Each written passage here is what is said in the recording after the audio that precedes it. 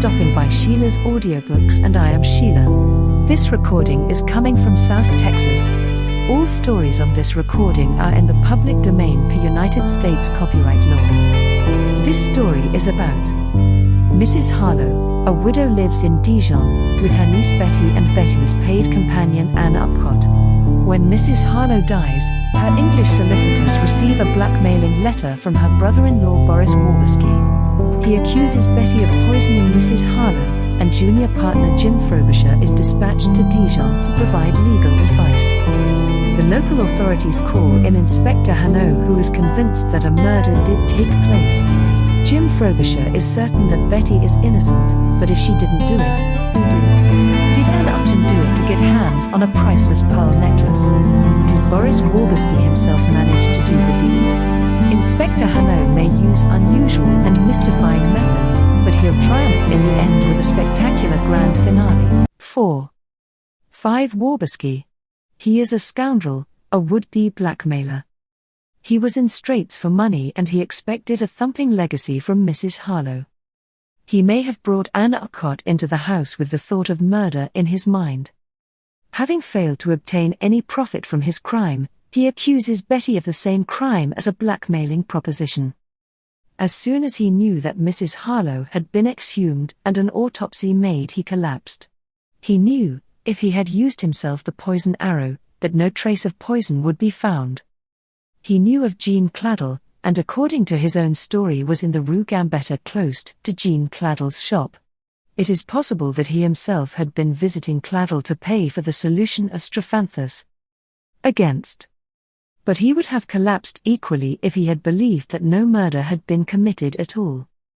If murder was committed, the two people most obviously suspect are Ann Upcott and Waberski working in collusion. To this conclusion Jim Frobisher was reluctantly brought, but even whilst writing it down there were certain questions racing through his mind to which he could find no answer.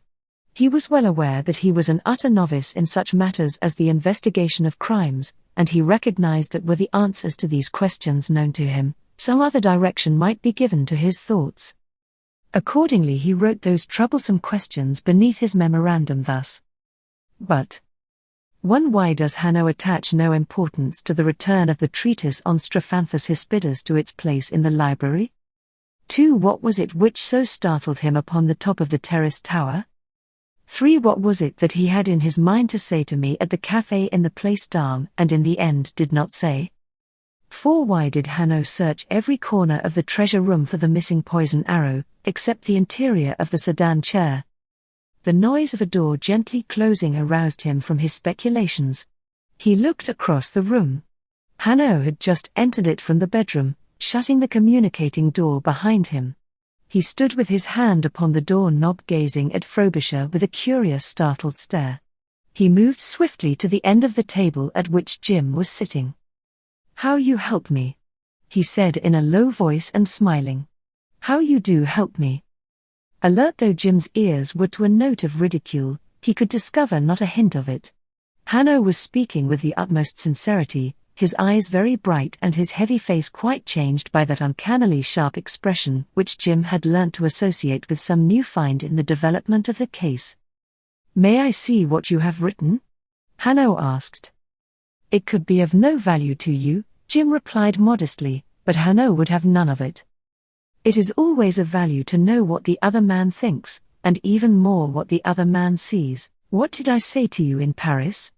The last thing one sees oneself is the thing exactly under one's nose," and he began to laugh lightly but continuously and with a great deal of enjoyment, which Jim did not understand. He gave in, however, over his memorandum and pushed it along to Hanaud, ashamed of it as something schoolboyish, but hopeful that some of these written questions might be answered. Hanaud sat down at the end of the table close to Jim and read the items and the questions very slowly with an occasional grunt, and a still more occasional aha. But with a quite unchanging face. Jim was in two minds whether to snatch it from his hands and tear it up or dwell upon its recollected phrases with a good deal of pride. One thing was clear. Hanaud took it seriously.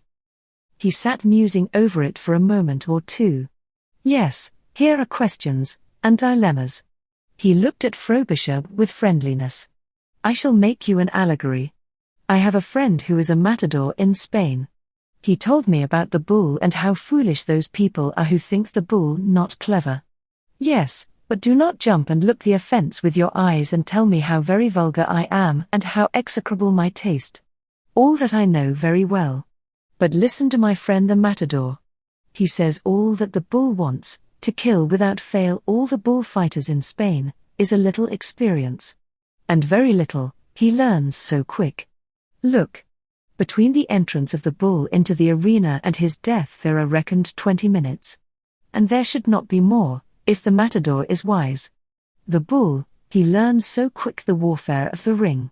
Well, I am an old bull who has fought in the arena many times. This is your first corrida. But only 10 minutes of the 20 have passed. Already you have learned much. Yes, here are some shrewd questions which I had not expected you to ask. When the 20 are gone, you will answer them all for yourself.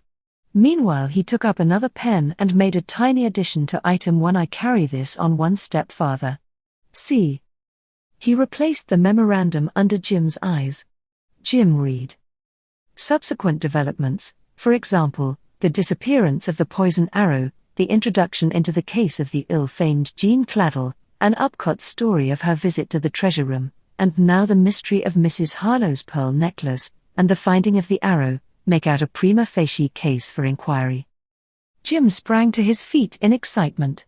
You have found the arrow, then? He cried, glancing towards the door of Ann Upcott's bedroom. Not I, my friend, replied Hanaud with a grin. The commissaire, then? No, not the commissaire. His secretary, then? Jim sat down again in his chair. I am sorry. He wears cheap rings. I don't like him. Hanaud broke into a laugh of delight. Console yourself, I, too, don't like that young gentleman of whom they are all so proud. Maurice Thevenet has found nothing. Jim looked at Hanaud in a perplexity. Here is a riddle, he said. Hanaud rubbed his hands together. Prove to me that you have been 10 minutes in the bull ring, he said. I think that I have only been 5, Jim replied with a smile. Let me see. The arrow had not been discovered when we first entered these rooms? No. And it is discovered now? Yes. And it was not discovered by you?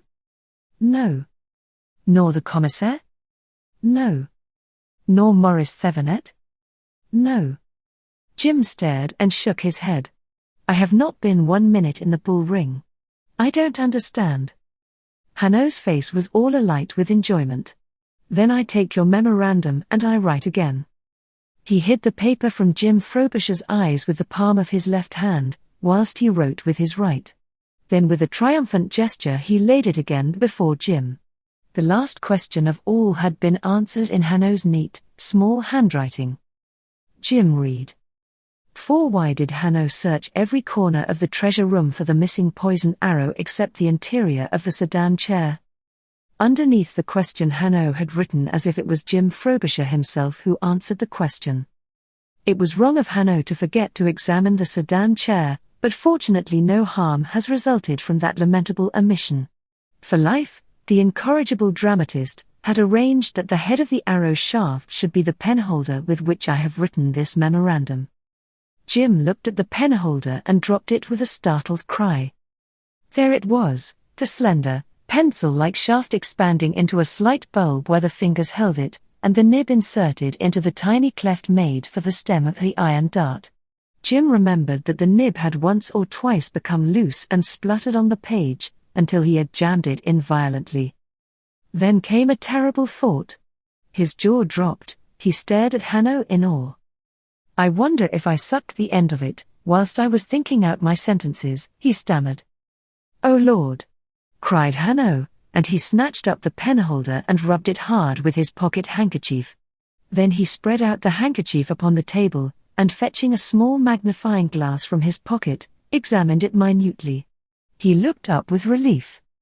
There is not the least little trace of that reddish-brown clay which made the poison paste. The arrow was scraped clean before it was put on that tray of pens. I am enchanted. I cannot now afford to lose my junior colleague. Frobisher drew a long breath and lit a cigarette, and gave another proof that he was a very novice of a bull. What a mad thing to put the head of that arrow shaft, which a glance at the plates in the treatise would enable a child to identify, into an open tray of pens without the slightest concealment. He exclaimed. It looked as if Ann Upcott was wilfully pushing her neck into the wooden ring of the guillotine. Hanaud shook his head. Not so mad, my friend. The old rules are the best. Hide a thing in some out-of-the-way corner, and it will surely be found. Put it to lie carelessly under everyone's nose and no one will see it at all. No, no. This was cleverly done. Who could have foreseen that instead of looking on at our search you were going to plump yourself down in a chair and write your memorandum so valuable on Mademoiselle Anne's notepaper? And even then you did not notice your pen. Why should you? Jim, however, was not satisfied. It is a fortnight since Mrs Harlowe was murdered. If she was murdered, he cried. What I don't understand is why the arrow wasn't destroyed altogether. But until this morning there was never any question of the arrow, Hanaud returned. It was a curiosity, an item in a collection. Why should one trouble to destroy it? But this morning the arrow becomes a dangerous thing to possess. So it must be hidden away in a hurry. For there is not much time. An hour whilst you and I admired Mont Blanc from the top of the terrace tower. And while Betty was out of the house, Jim added quickly. Yes, that is true, said Hanaud. I had not thought of it.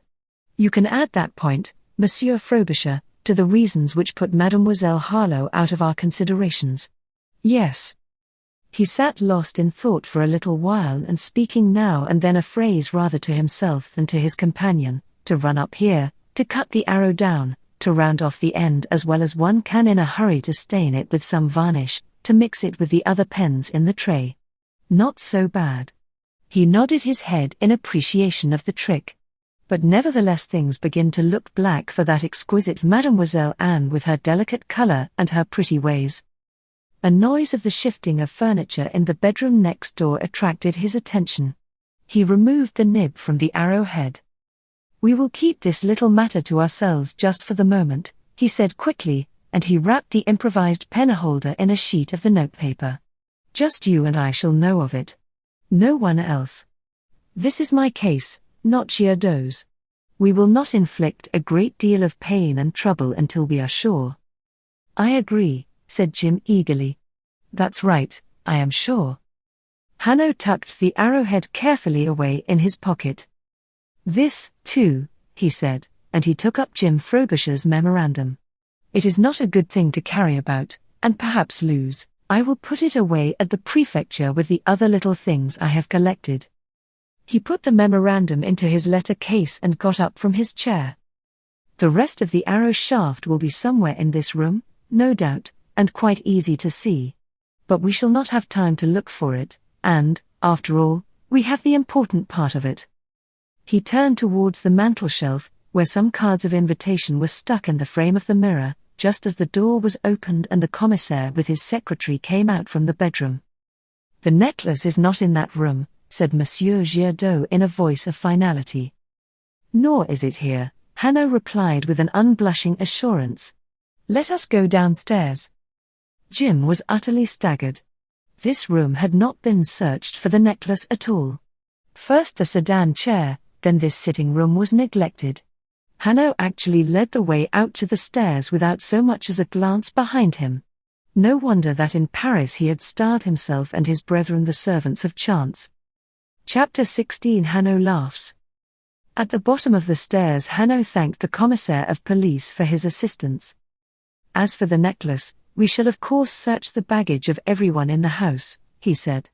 But we shall find nothing. Of that we may be sure. For if the necklace has been stolen, too much time has passed since it was stolen for us to hope to find it here. He bowed Giardot with much respect out of the house, whilst Monsieur Bex took Jim Frobisher a little aside. I have been thinking that Mademoiselle Anne should have some legal help, he said. Now both you and I are attached to the affairs of Mademoiselle Harlowe. And, it is a little difficult to put it delicately, it may be that the interests of those two young ladies are not identical. It would not therefore be at all correct for me, at all events, to offer her my services. But I can recommend a very good lawyer in Dijon, a friend of mine. You see, it may be important. Frobisher agreed. It may be, indeed. Will you give me your friend's address? He said. Whilst he was writing the address down, Hanaud startled him by breaking unexpectedly into a loud laugh. The curious thing was that there was nothing whatever to account for it. Hanaud was standing by himself between them and the front door. In the courtyard outside there was no one within view. Within the hall Jim and Monsieur Bex were talking very seriously in a low voice. Hanaud was laughing at the empty air, and his laughter betokened a very strong sense of relief. That I should have lived all these years and never noticed that before, he cried aloud in a sort of amazement that there could be anything capable of notice which he, Hanaud, had not noticed. What is it? Asked Jim. But Hanaud did not answer at all. He dashed back through the hall past Frobisher and his companion, vanished into the treasure room, closed the door behind him and actually locked it. Monsieur Bex jerked his chin high in the air. He is an eccentric, that one. He would not do for Dijon. Jim was for defending Hanaud. He must act. That is true, he replied. Whatever he does and however keenly he does it, he sees a row of footlights in front of him. There are men like that, Monsieur Bex agreed. Like all Frenchmen, he was easy in his mind if he could place a man in a category. But he is doing something which is quite important, Jim continued, swelling a little with pride. He felt that he had been quite 15 minutes in the bull ring. He is searching for something somewhere. I told him about it. He had overlooked it altogether. I reproached him this morning with his reluctance to take suggestions from people only too anxious to help him. But I did him obviously some injustice. He is quite willing. Monsieur Bex was impressed and a little envious. I must think of some suggestions to make to Hanaud, he said. Yes. Was there not once a pearl necklace in England which was dropped in a matchbox into the gutter when the pursuit became too hot? I have read of it, I am sure. I must tell Hanaud that he should spend a day or two picking up the matchboxes in the gutters. He may be very likely to come across that necklace of Madame Harlowe's. Yes, certainly. Monsieur Bex was considerably elated by the bright idea which had come to him. He felt that he was again upon a level with his English colleague. He saw Hanaud pouncing his way along the streets of Dijon and explaining to all who questioned him. This is the idea of Monsieur Bex, the notary. You know, Monsieur Bex, of the place Etienne Delay. Until somewhere near, but Monsieur Bex had not actually located the particular gutter in which Hanaud should discover the matchbox with the priceless beads, when the library door opened and Betty came out into the hall. She looked at the two men in surprise. And Monsieur Hanaud? She asked. I didn't see him go. He is in your treasure room, said Jim. Oh! Betty exclaimed in a voice which showed her interest. He has gone back there.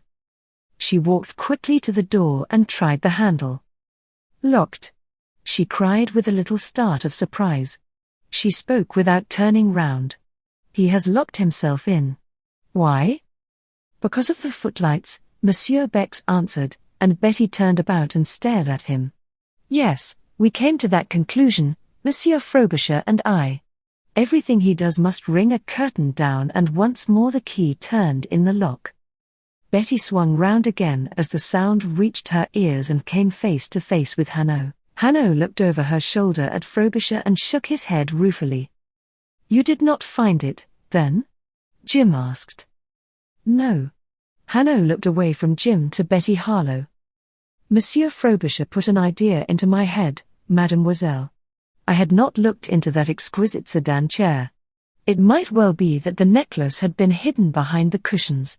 But it is not there. And you locked the door, monsieur, said Betty stiffly. The door of my room, I ask you to notice. Hanaud drew himself erect. I did, mademoiselle, he replied. And then? Betty hesitated with some sharp rejoinder on the tip of her tongue. But she did not speak it. She shrugged her shoulders and said coldly as she turned from him. You are within your rights, no doubt, monsieur. Hanaud smiled at her good-humouredly. He had offended her again. She was showing him once more the petulant, mutinous child in her which he had seen the morning before. But the smile did remain upon his face. In the doorway of the library Ann Upcott was standing, her face still very pale, and fire smouldering in her eyes. "You searched my rooms, I hope, monsieur," she said in a challenging voice. "Thoroughly, mademoiselle." "And you did not find the necklace?" "No."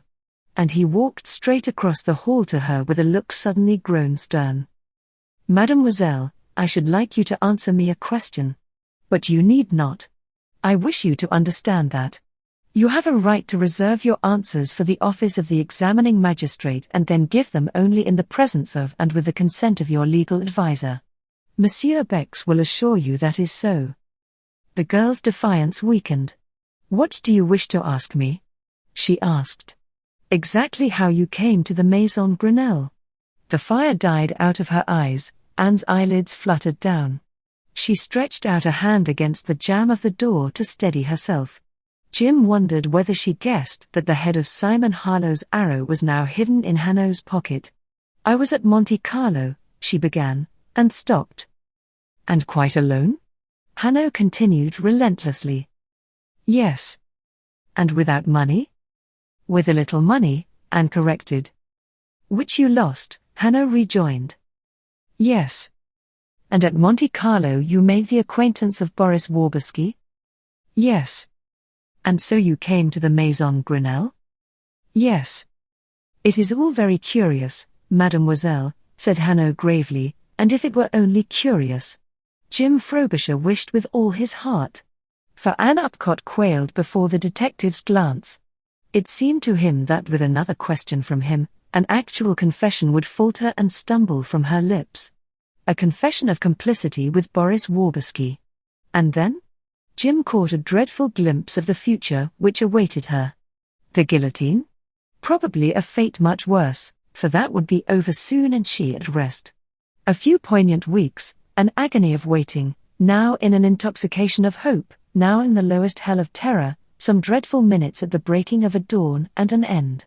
That would be better after all than the endless years of sordid heart-breaking labor, coarse food and clothes, amongst the criminals of a convict prison in France. Jim turned his eyes away from her with a shiver of discomfort and saw with a queer little shock that Betty was watching him with a singular intentness, as if what interested her was not so much Anne's peril as his feeling about it. Meanwhile Anne had made up her mind. "I shall tell you at once the little there is to tell," she declared. The words were brave enough, but the bravery ended with the words. She had provoked the short interrogatory with a clear challenge. She ended it in a hardly audible whisper. However, she managed to tell her story, leaning there against the post of the door. Indeed, her voice strengthened as she went on, and once a smile of real amusement flickered about her lips and in her eyes and set the dimples playing in her cheeks. Up to 18 months ago she had lived with her mother, a widow, in Dorsetshire, a few miles behind Weymouth. The pair of them lived with difficulty.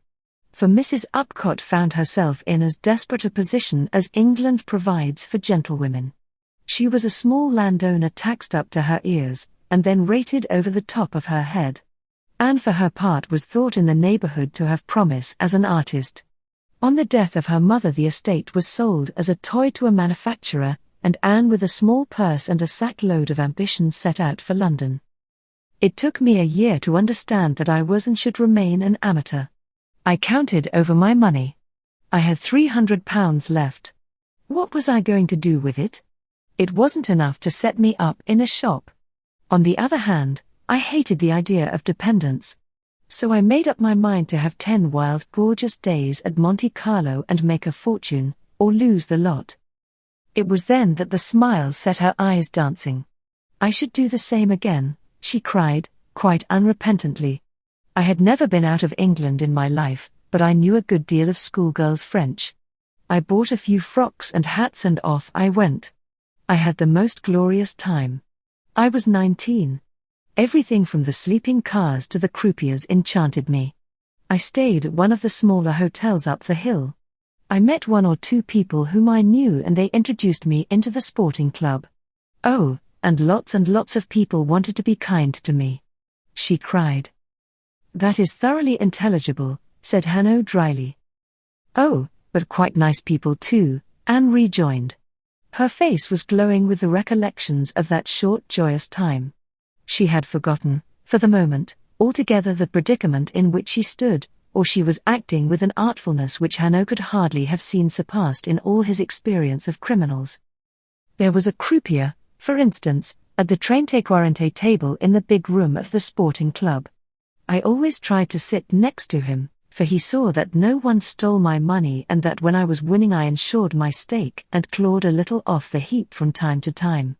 I was there for 5 weeks and I had made £400, and then came 3 dreadful nights and I lost everything except £30 which I had stowed away in the hotel safe.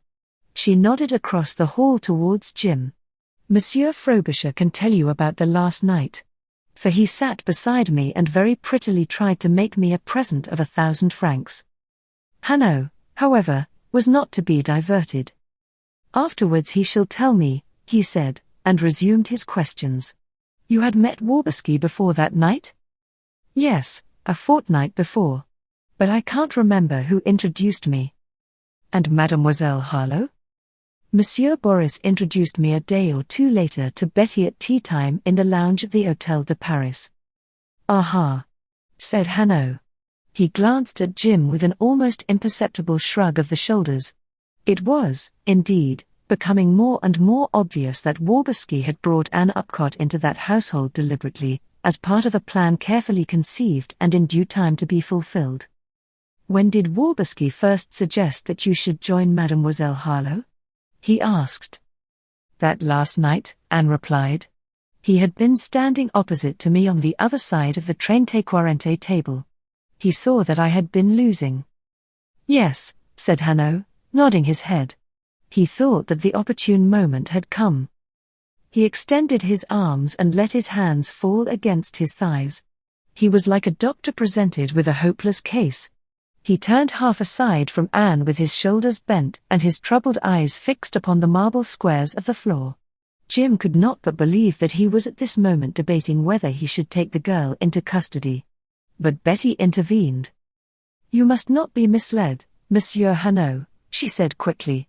"It is true no doubt that Monsieur Boris mentioned the subject to Anne for the first time that night. But I had already told both my aunt and Monsieur Boris that I should like a friend of my own age to live with me, and I had mentioned Anne." Hanaud looked up at her doubtfully.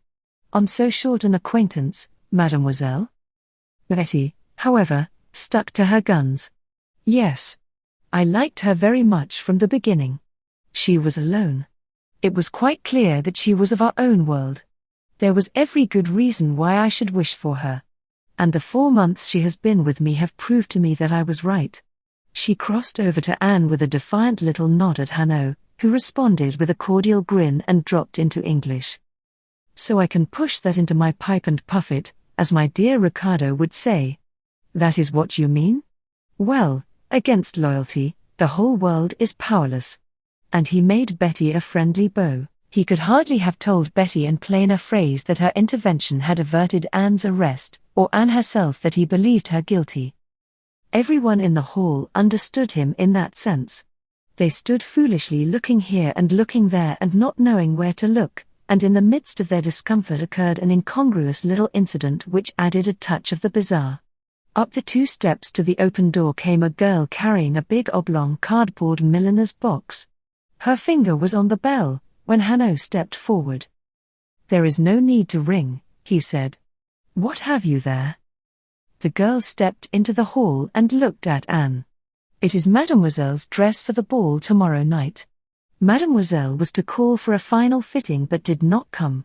But Madame Grolin thinks that it will be all right." She laid the box upon a chest at the side of the hall and went out again. "I had forgotten all about it," said Anne. "It was ordered just before Madame died and tried on once." Hanaud nodded. "For Madame Lavey's masked ball, no doubt," he said. "I noticed the invitation card on the chimney-piece of Mademoiselle's sitting room. And in what character did Mademoiselle propose to go?" Anne startled them all. She flung up her head, whilst the blood rushed into her cheeks and her eyes shone. "Not Madame de Brinvilliers, monsieur, at all events," she cried. Even Hanaud was brought up with a start. "I did not suggest it," he replied coldly. "But let me see." And in a moment, whilst his face was flushed with anger, his hands were busily untying the tapes of the box. Betty stepped forward. "We talked over that little dress, together, monsieur, more than a month ago. It is meant to represent a water lily." "What could be more charming?" Hanaud asked, but his fingers did not pause in their work. Could suspicion betray itself more brutally? Jim Frobisher wondered. What could he expect to find in that box? Did he imagine that this Madame Grolin, the milliner, was an accomplice of Waberski's too? The episode was ludicrous with a touch of the horrible. Hanaud lifted off the lid and turned back the tissue paper. Underneath was seen a short crepe de chine frock of a tender vivid green with a girdle of gold and a great gold rosette at the side. The skirt was stiffened to stand out at the hips, and it was bordered with a row of white satin rosettes with golden hearts.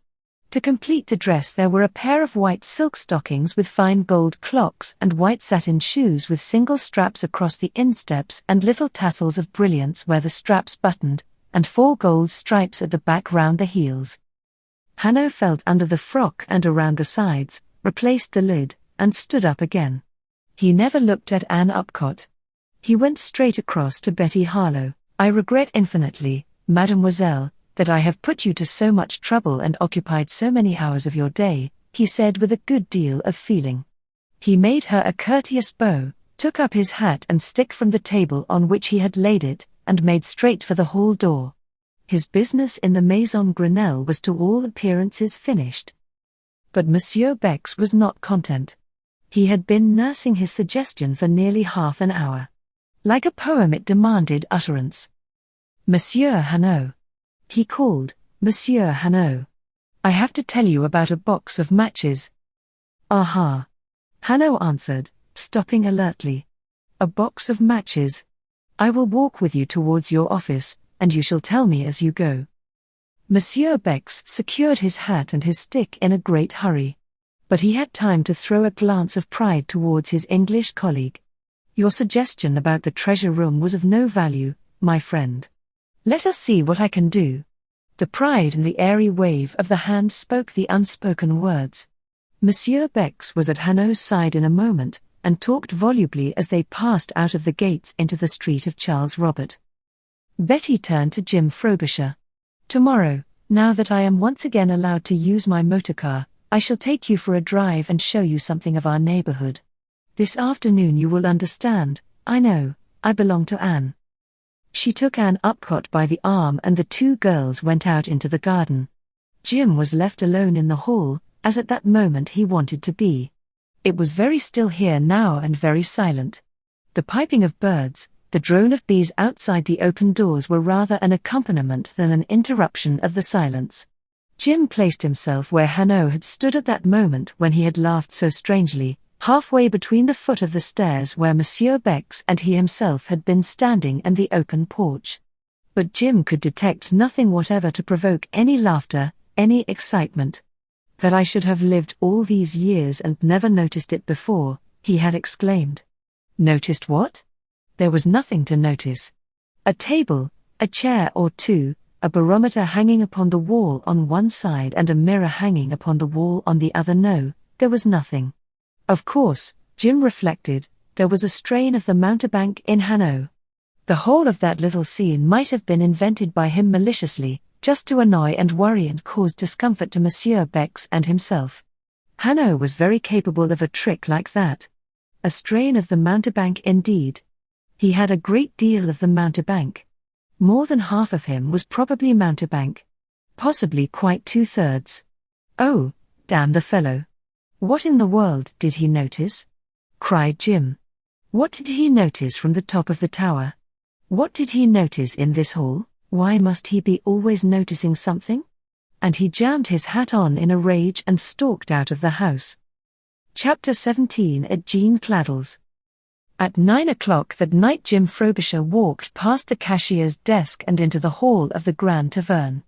High above his head the cinematograph machine whirred and clicked, and a blade of silver light cut the darkness.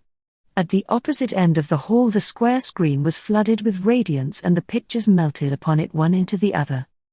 For a little while Jim could see nothing but that screen. Then the hall swam gradually within his vision. He saw the heads of people like great bullets and a wider central corridor where waitresses with white aprons moved. Jim walked up the corridor and turned off to the left between the tables. When he reached the wall he went forward again towards the top of the hall. On his left the hall fell back, and in the recess were two large cubicles in which billiard tables were placed. Against the wall of the first of these a young man was leaning with his eyes fixed upon the screen. Jim fancied that he recognized Maurice Thevenet, and nodded to him as he passed. A little farther on a big man with a soft felt hat was seated alone, with a book in front of him, Hanaud. Jim slipped into a seat at his side. "You?" Hanaud exclaimed in surprise. "Why not? You told me this is where you would be at this hour," replied Jim, and some note of discouragement in his voice attracted Hanaud's attention. "I didn't think that those two young ladies would let you go," he said. "On the contrary," Jim replied with a short laugh. "They didn't want me at all." He began to say something more, but thought better of it, and called to a waitress.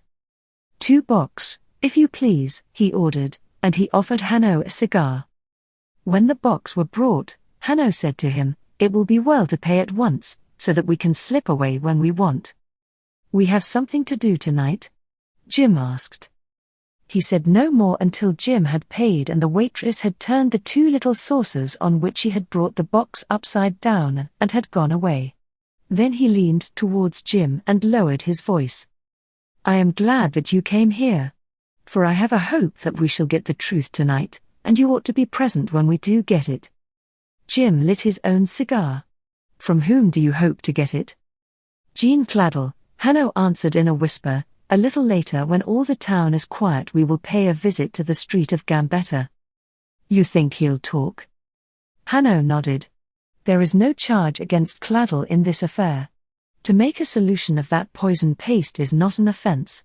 And he has so much against him that he will want to be on our side if he can. Yes, he will talk, I have no doubt." There would be an end of the affair then, tonight. Jim Frobisher was glad with an unutterable gladness. Betty would be free to order her life as she liked, and where she liked, to give to her youth its due scope and range, to forget the terror and horror of these last weeks, as one forgets old things behind locked doors.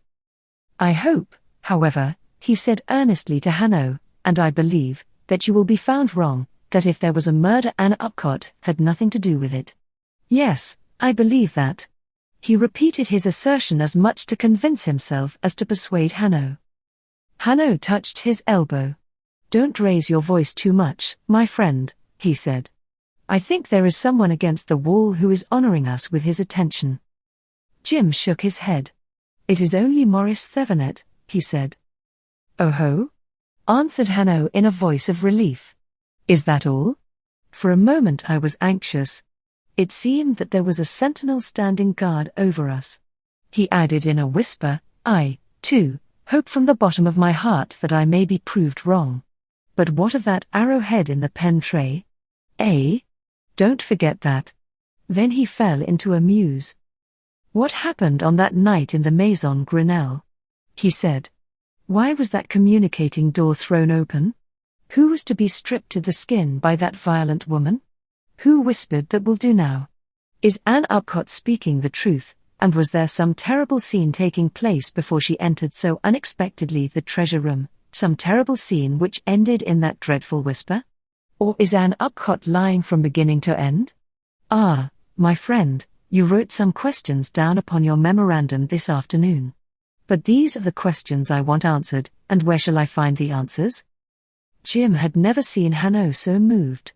His hands were clenched, and the veins prominent upon his forehead, and though he whispered his voice shook. "Jean Claddle may help," said Jim. Yes, he may tell us something." They sat through an episode of the film, and saw the lights go up and out again, and then Hanaud looked eagerly at his watch and put it back again into his pocket with a gesture of annoyance. "It is still too early?" Jim asked. "Yes. Clattel has no servant and takes his meals abroad. He has not yet returned home." A little before 10 o'clock a man strolled in, and, seating himself at a table behind Hanaud, twice scraped a match upon a matchbox without getting a light. Hanaud, without moving, said quietly to Frobisher, "He is at home now. In a minute I shall go. Give me 5 minutes and follow." Jim nodded. "Where shall we meet?" "Walk straight along the Rue de la Liberté and I will see to that," said Hanaud. He pulled his packet of cigarettes from his pocket, put one between his lips, and took his time in lighting it. Then he got up, but to his annoyance Maurice Thevenet recognized him and came forward. "When Monsieur Frobisher wished me good evening and joined you I thought it was you, Monsieur Hanaud. But I had not the presumption to recall myself to your notice." "Presumption? Monsieur, we are of the same service, only you have the advantage of youth," said Hanaud politely, as he turned. "But you are going, Monsieur Hanaud?" Thevenet asked in distress. "I am desolated. I have broken into a conversation like a clumsy fellow." "Not at all," Hanaud replied. To Frobisher his patience was as remarkable as Maurice Thevenet's impudence. "We were idly watching a film which I think is a little tedious." "Then, since you are not busy, I beg for your indulgence. One little moment, that is all. I should so dearly love to be able to say to my friends, I sat in the cinema with Monsieur Hanaud, yes actually, and asked for his advice." Hanaud sat down again upon his chair. "And upon what subject can you, of whom Monsieur Giraudeau speaks so highly, want my advice?" Hanaud asked with a laugh. The eternal ambition of the provincial was tormenting the eager youth. To get to Paris, all was in that. Fortune, reputation, a life of color. A word from Monsieur Hanaud and a way would open. He would work night and day to justify that word. "Monsieur, all I can promise is that when the time comes I shall remember you. But that promise I make now with my whole heart," said Hanaud warmly, and with a bow he moved away. Maurice Thevenet watched him go. "What a man!" Maurice Thevenet went on enthusiastically. "I would not like to try to keep any secrets from him." No, indeed. Jim had heard that sentiment before on other lips and with a greater sympathy. I did not understand at all what he had in his mind when he staged that little scene with Francine Rollard. But something, monsieur. Oh, you may be sure. Something wise. And that search through the treasure room. How quick and complete. No doubt while we searched Mademoiselle Upcott's bedroom, he was just as quick and complete in going through her sitting room. But he found nothing. No, nothing. He waited for Jim to corroborate him, but Jim only said "Oh-ho." But Thevenet was not to be extinguished. "I shall tell you what struck me, monsieur. He was following out no suspicions, isn't that so? He was detached. He was gathering up every trifle, on the chance that each one might sometime fit in with another and at last a whole picture be composed. An artist. There was a letter, for instance, which Mademoiselle Harlowe handed to him, one of those deplorable letters which have disgraced us here. You remember that letter, monsieur?" "Aha," said Frobisher, quite in the style of Hanaud. "But I see that this film is coming to its wedding bells, so I shall wish you a good evening." Frobisher bowed and left Maurice Thevenet to dream of success in Paris. He strolled between the groups of spectators to the entrance and thence into the street. He walked to the arch of the Porte Guillaume and turned into the Rue de la Liberté. The provincial towns go to bed early and the street so busy throughout the day was like the street of a deserted city. A couple of 100 yards on, he was startled to find Hanaud, sprung from nowhere, walking at his side. "So, my young friend, the secretary engaged you when I had gone?" he said. "Maurice Thevenet," said Jim, "may be, as the commissaire says, a young man of a surprising intelligence, but to tell you the truth, I find him a very intrusive fellow. First of all he wanted to know if you had discovered anything in Ann Upcott's sitting room, and then what Miss Harlowe's anonymous letter was about." Hanaud looked at Jim with interest. "Yes, he is anxious to learn, That young man. Girardeau is right. He will go far. And how did you answer him? I said oh first, and then I said aha. Just like a troublesome friend of mine when I ask him a simple question which he does not mean to answer. Hanaud laughed heartily. And you did very well, he said. Come, let us turn into this little street upon the right. It will take us to our destination. Wait, whispered Jim eagerly. Don't cross the road for a moment. Listen. Hanaud obeyed at once, and both men stood and listened in the empty street. Not a sound, said Hanaud. No. That is what troubles me. Jim whispered importantly. A minute ago there were footsteps behind us. Now that we have stopped, they have stopped too. Let us go on quite straight for a moment or two. But certainly, my friend, said Hanaud. And let us not talk either, Jim urged. Not a single word, said Hanaud. They moved forward again, and behind them once more footsteps rang upon the pavement. What did I tell you? Asked Jim, taking Hanaud by the arm. That we would neither of us speak, Hanaud replied. And lo, you have spoken. But why? Why have I spoken? Be serious, monsieur. Jim shook his arm indignantly. We are being followed. Hanaud stopped dead and gazed in steady admiration at his junior colleague. Oh, he whispered. You have discovered that?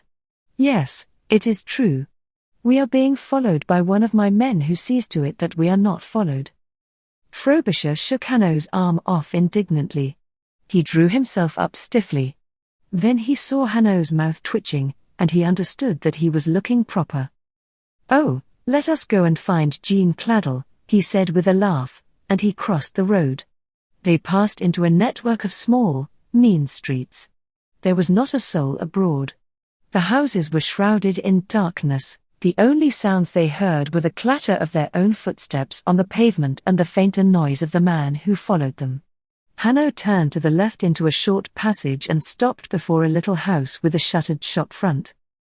This is the place, he said in a low voice, and he pressed the button in the pillar of the door.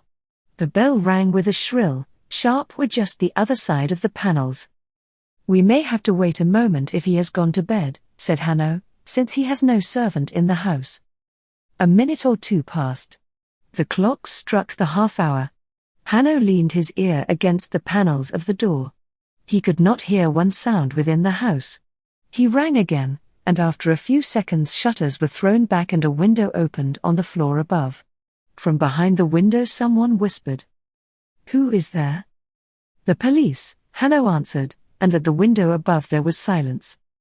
No one is going to do you any harm, Hanaud continued, raising his voice impatiently. We want some information from you. That's all. Very well. The whisper came from the same spot.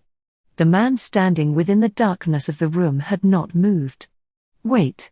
I will slip on some things and come down. The window and the shutter were closed again. Then through the chinks a few beams of light strayed out. Hanaud uttered a little grunt of satisfaction. That animal is getting up at last. He must have some strange clients amongst the good people of Dijon if he is so careful to answer them in a whisper. He turned about and took a step or two along the pavement and another step or two back like a man upon a quarter-deck. Jim Frobisher had never known him so restless and impatient during these 2 days. I can't help it, he said in a low voice to Jim. I think that in 5 minutes we shall touch the truth of this affair. We shall know who brought the arrow to him from the Maison Grenelle. If anyone brought the arrow to him at all, Jim Frobisher added. But Hanaud was not in the mood to consider ifs and possibilities. Oh, that, he said with a shrug of the shoulders. Then he tapped his forehead. I am like Waberski. I have it here that someone did bring the arrow to Jean Claddle. He started once more his quarter-deck pacing. Only it was now a trot rather than a walk. Jim was a little nettled by the indifference to his suggestion. He was still convinced that Hanaud had taken the wrong starting point in all his inquiry. He said tartly, Well, if someone did bring the arrow here, It will be the same person who replaced the treatise on Strophanthus on its bookshelf. Hanaud came to a stop in front of Jim Frobisher. Then he burst into a low laugh. "I will bet you all the money in the world that that is not true, and then Madame Harlowe's pearl necklace on the top of it, for after all it was not I who brought the arrow to Jean Claddle, whereas it was undoubtedly I who put back the treatise on the shelf." Jim took a step back. He stared at Hanaud with his mouth open in a stupefaction. "You?" he exclaimed. "I," replied Hanaud, standing up on the tips of his toes. "Alone I did it." Then his manner of burlesque dropped from him. He looked up at the shuttered windows with a sudden anxiety. "That animal is taking longer than he need," he muttered. "After all, it is not to a court ball of the Duke of Burgundy that we are inviting him." He rang the bell again with a greater urgency. It returned its shrill reply as though it mocked him. "I do not like this," said Hanaud. He seized the door handle and leaned his shoulder against the panel and drove his weight against it. But the door was strong and did not give. Hanaud put his fingers to his mouth and whistled softly. From the direction whence they had come they heard the sound of a man running swiftly. They saw him pass within the light of the one street lamp at the corner and out of it again, and then he stood at their side. Jim recognized Nicholas Moreau, the little agent who had been sent this very morning by Hanaud to make sure that Jean Claddle existed. "Nicholas, I want you to wait here," said Hanaud. "If the door is opened, whistle for us and keep it open." "Very well, sir." Hanaud said in a low and troubled voice to Frobisher, "There is something here which alarms me." He dived into a narrow alley at the side of the shop. It was in this alley, no doubt, that Waberski meant us to believe that he hid on the morning of the 7th of May, Jim whispered as he hurried to keep with his companion. No doubt. The alley led into a lane which ran parallel with the street of Gambetta. Hanaud wheeled into it. A wall 5 feet high, broken at intervals by rickety wooden doors, enclosed the yards at the backs of the houses. Before the first of these breaks in the wall Hanaud stopped. He raised himself upon the tips of his toes and peered over the wall, first downwards into the yard, and then upwards towards the back of the house. There was no lamp in the lane, no light showing from any of the windows. Though the night was clear of mist, it was as dark as a cavern in this narrow lane behind the houses. Jim Frobisher, though his eyes were accustomed to the gloom, knew that he could not have seen a man, even if he had moved 10 yards away. Yet Hanaud still stood peering at the back of the house with the tips of his fingers on the top of the wall. Finally he touched Jim on the sleeve. "I believe the back window on the first floor is open," he whispered, and his voice was more troubled than ever. "We will go in and see." He touched the wooden door and it swung inwards with a whine of its hinges. "Open," said Hanaud. "Make no noise." Silently they crossed the yard. The ground floor of the house was low. Jim, looking upwards, could see now that the window above their heads yawned wide open. "You are right," he breathed in Hanaud's ear, and with a touch Hanaud asked for silence. The room beyond the window was black as pitch. The two men stood below and listened.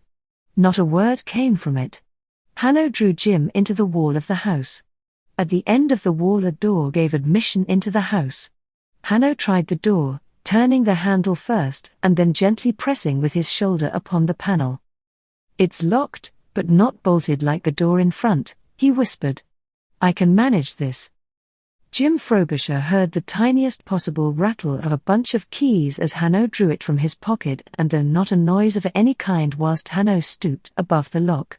Yet within half a minute the door slowly opened. It opened upon a passage as black as that room above their heads. Hanaud stepped noiselessly into the passage. Jim Frobisher followed him with a heart beating high in excitement. What had happened in that lighted room upstairs and in the dark room behind it? Why didn't Jean Claddle come down and open the door upon the street of Gambetta? Why didn't they hear Nicholas Moreau's soft whistle or the sound of his voice?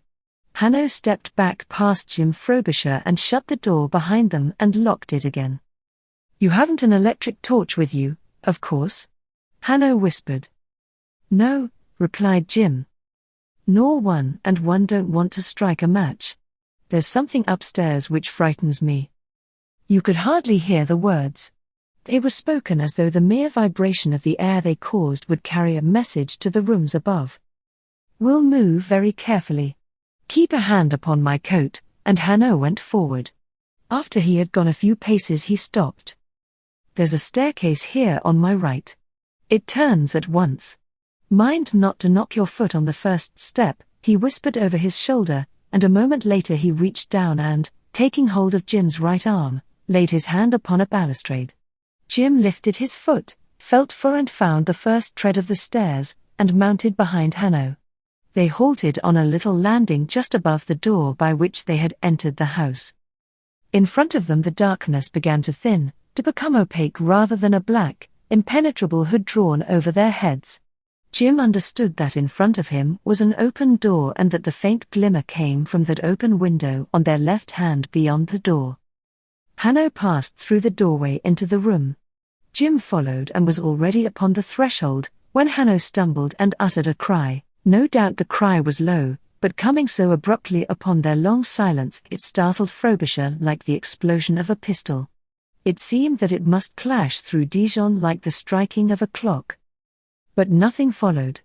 No one stirred, no one cried out a question. Silence descended upon the house again, impenetrable, like the darkness a hood upon the senses. Jim was tempted to call out aloud himself, anything, however childish, so that he might hear a voice speaking words, if only his own voice. The words came at last, from Hanaud, and from the inner end of the room, but in an accent which Jim did not recognize. "Don't move. There is something. I told you I was frightened, oh." And his voice died away in a sigh. Jim could hear him moving very cautiously. Then he almost screamed aloud. For the shutters at the windows slowly swung to and the room was once more shrouded in black. "Who's that?" Jim whispered violently, and Hanaud answered. "It's only me, Hanaud. I don't want to show a light here yet with that window open. God knows what dreadful thing has happened here. Come just inside the room and shut the door behind you." Jim obeyed, and having moved his position, could see a line of yellow light, straight and fine as if drawn by a pencil, at the other end of the room on the floor. There was a door there, a door into the front room where they had seen the light go up from the street of Gambetta. Jim Frobisher had hardly realized that before the door was burst open with a crash. In the doorway, outlined against the light beyond, appeared the bulky frame of Hanaud.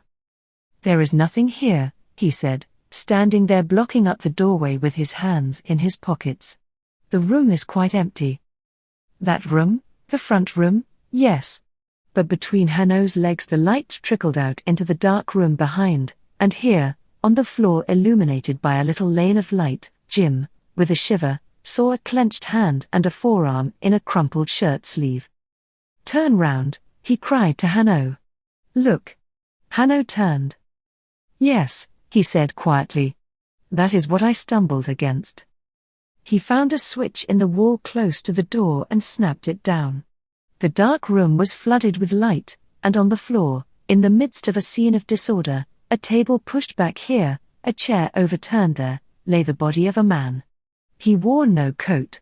He was in his waistcoat and his shirt sleeves, and he was crumpled up with a horrible suggestion of agony like a ball, his knees towards his chin, his head forward towards his knees. One arm clutched the body close, the other, the one which Jim had seen, was flung out, his hand clenched in a spasm of intolerable pain. And about the body there was such a pool of blood as Jim Frobisher thought nobody could contain. Jim staggered back with his hands clasped over his eyes. He felt physically sick. "Then he killed himself on our approach," he cried with a groan. "Who?" answered Hanaud steadily. "Jean Claddle. The man who whispered to us from behind the window." Hanaud stunned him with a question. "What with?" Jim drew his hands slowly from before his face and forced his eyes to their service. There was no gleam of a knife, or a pistol, anywhere against the dark background of the carpet. "You might think that he was a Japanese who had committed harakiri," said Hanaud. "But if he had, the knife would be at his side. And there is no knife." He stooped over the body and felt it, and drew his hand back.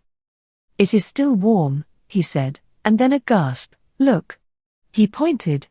The man was lying on his side in this dreadful pose of contracted sinews and unendurable pain. And across the sleeve of his shirt there was a broad red mark. "That's where the knife was wiped clean," said Hanaud. Jim bent forward. "By God, that's true," he cried, and a little afterwards, in a voice of awe, "Then it's murder." Hanaud nodded. "Not a doubt." Jim Frobisher stood up. He pointed a shaking finger at the grotesque image of pain crumpled upon the floor, death without dignity, an argument that there was something horribly wrong with the making of the human race since such things could be. "Jean Claddle?" he asked. "We must make sure," answered Hanaud. He went down the stairs to the front door and, unbolting it, called Moreau within the house. From the top of the stairs Jim heard him ask, "Do you know Jean Claddle by sight?" "Yes," answered Moreau. "Then follow me." Hanaud led him up into the back room. For a moment Moreau stopped upon the threshold with a blank look upon his face. "Is that the man?" Hanaud asked. Moreau stepped forward. "Yes. He has been murdered," Hanaud explained. "Will you fetch the commissaire of the district and a doctor?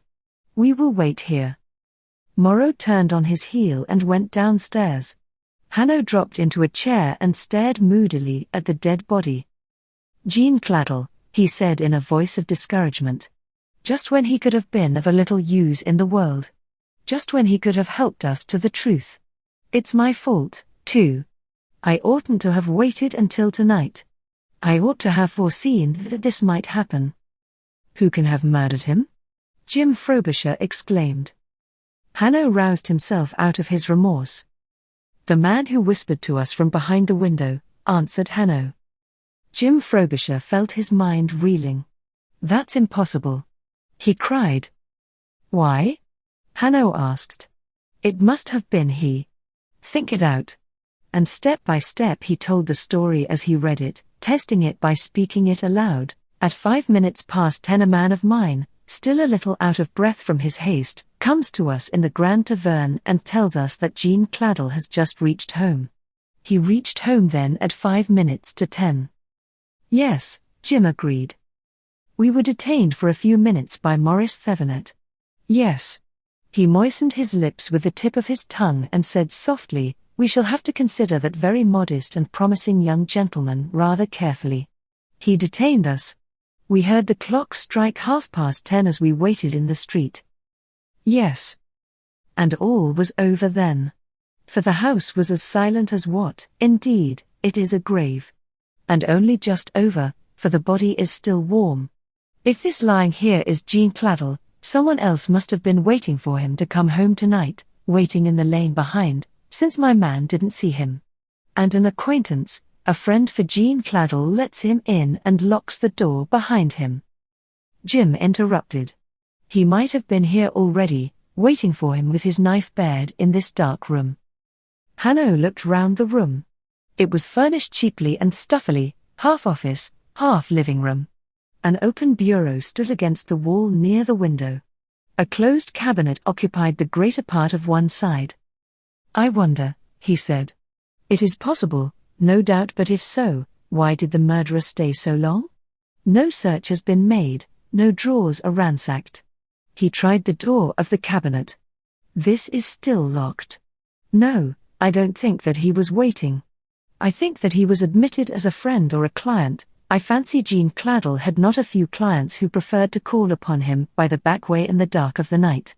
I think that his visitor came meaning to kill, and waited his time and killed, and that he had hardly killed before we rang the bell at the door." Hanaud drew in his breath sharply. "Imagine that, my friend.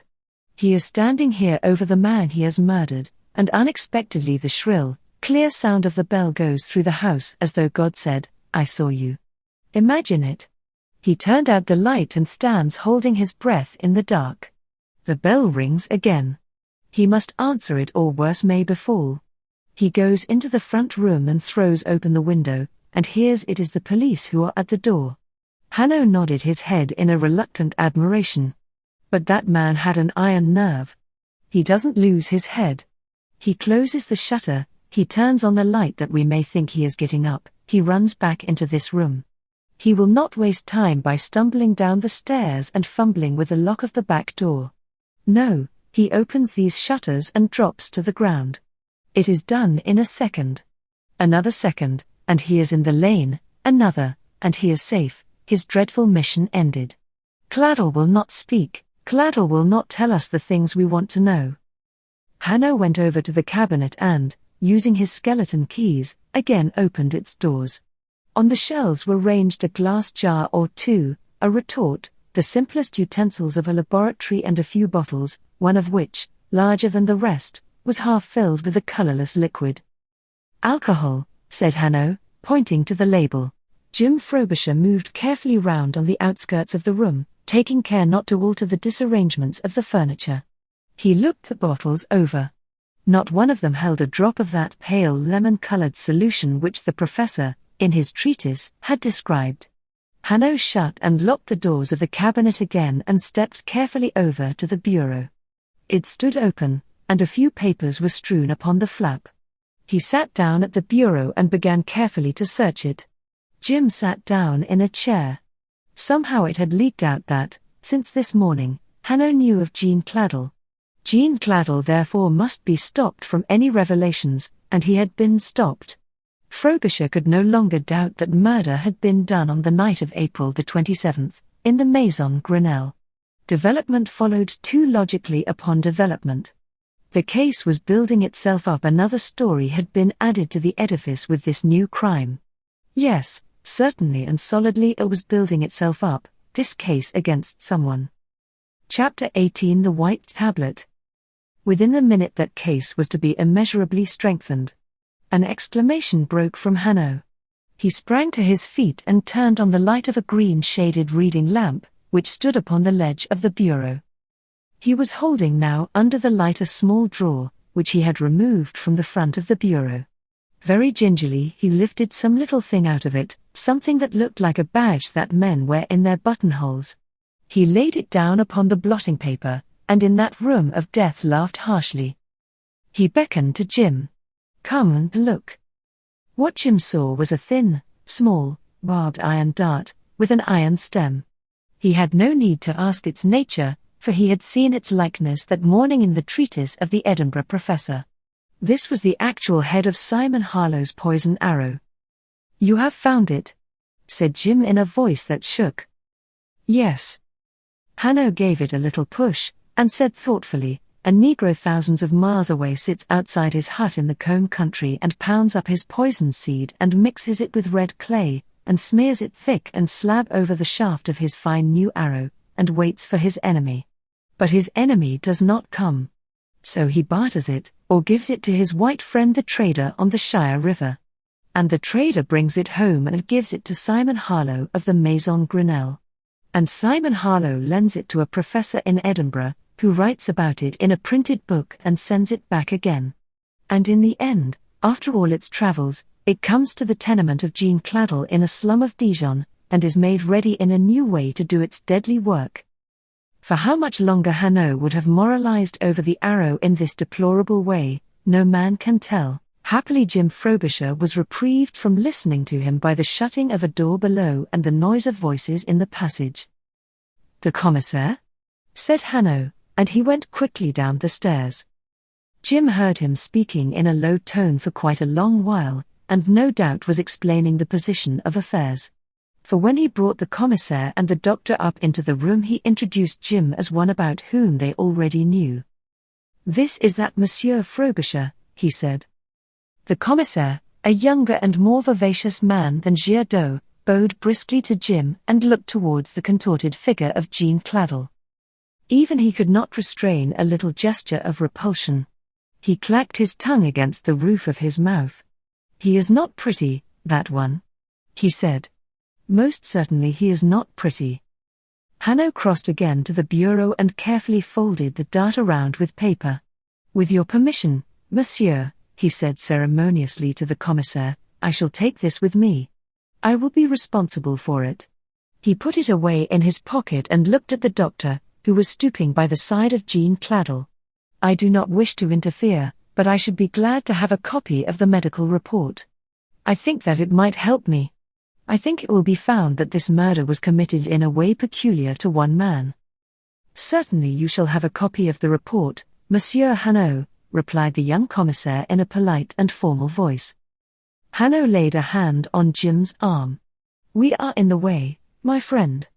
"Oh, yes, in spite of Monsieur le Commissaire's friendly protestations. This is not our affair. Let us go." He conducted Jim to the door and turned about. "I do not wish to interfere," he repeated, "but it is possible that the shutters and the window will bear the traces of the murderer's fingers. I don't think it probable, for that animal had taken his precautions. But it is possible, for he left in a great hurry." The commissaire was overwhelmed with gratitude. "Most certainly we will give our attention to the shutters and the windowsill."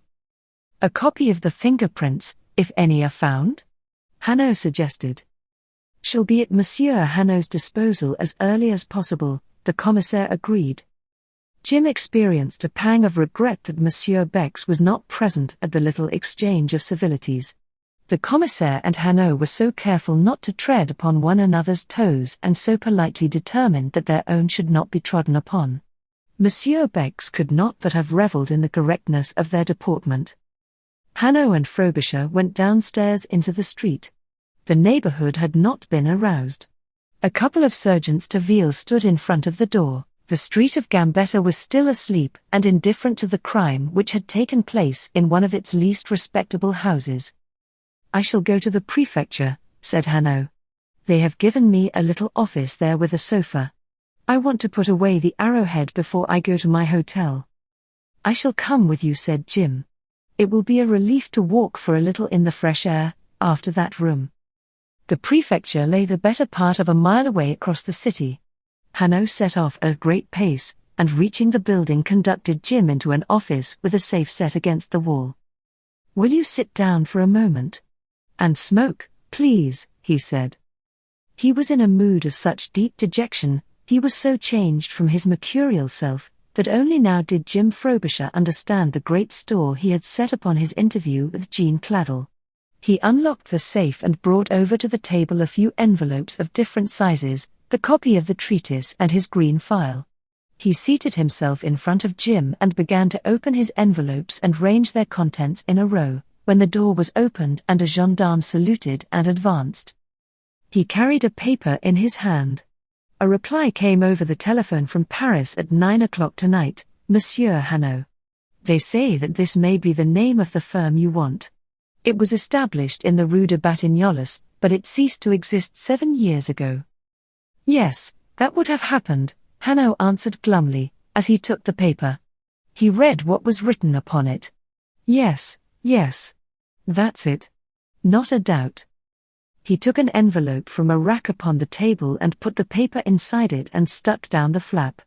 On the front of the envelope, Jim saw him write an illuminating word. "Address." Then he looked at Jim with smouldering eyes. "There is a fatality in all this," he cried.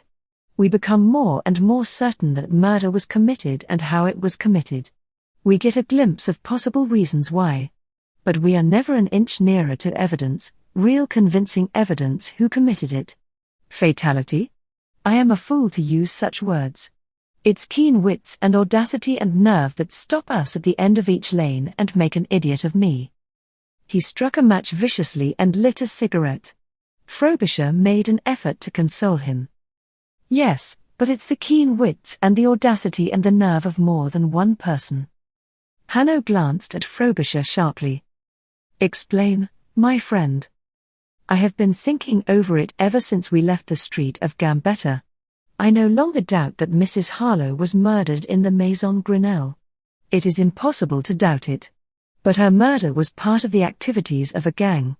Else how comes it that Jean Claddle was murdered too, tonight?" A smile drove for a moment the gloom from Hanaud's face. "Yes, you have been quite 15 minutes in the bull ring," he said. "Then you agree with me?" "Yes." But Hanaud's glue had returned. "But we can't lay our hands upon the gang. We are losing time, and I am afraid that we have no time to lose." Hanaud shivered like a man suddenly chilled. "Yes, I am very troubled now. I am very frightened. His fear peered out of him and entered into Frobisher.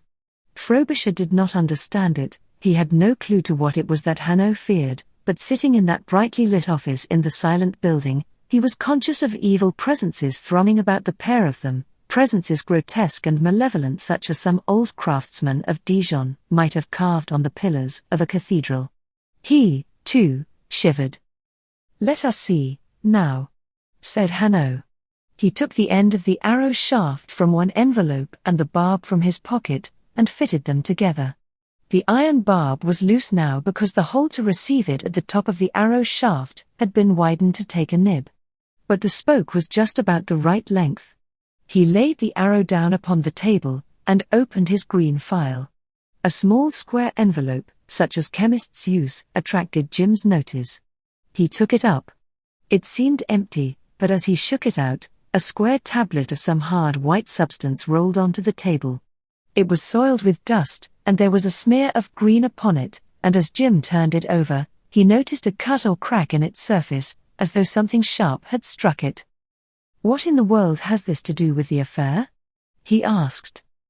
Hanaud looked up from the file. He reached out his hand swiftly to take the tablet away from Jim, and drew his hand in again. "A good deal perhaps. Perhaps nothing," he said gravely.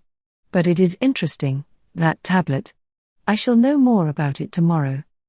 Jim could not for the life of him remember any occasion which had brought this tablet into notice. It certainly had not been discovered in Jean Claddle's house, for it was already there in the safe in the office. Jim had noticed the little square envelope as Hanaud fetched it out of the safe. The tablet looked as if it had been picked up from the road like Monsieur Bex's famous matchbox. Or yes, there was that smear of green from the grass. Jim sat up straight in his chair. They had all been together in the garden this morning. Hanaud, himself, Betty and Ann Upcott. But at that point Frobisher's conjectures halted. Neither his memory nor deduction could connect that tablet with the half-hour the four of them had passed in the shade of the sycamores. The only thing of which he was quite sure was the great importance which Hanaud attached to it. For all the time that he handled and examined it, Hanaud's eyes never left him, never once. They followed each little movement of fingertip and thumb with an extraordinary alertness, and when Jim at last tilted it off his palm back into its little envelope, the detective undoubtedly drew a breath of relief. Jim Frobisher laughed good-humouredly. He was getting to know his man. He did not invite any ahas and ohos by vain questionings. He leaned across the table and took up his own memorandum which Hanaud had just laid aside out of his file. He laid it on the table in front of him and added 2 new questions to those which he had already written out.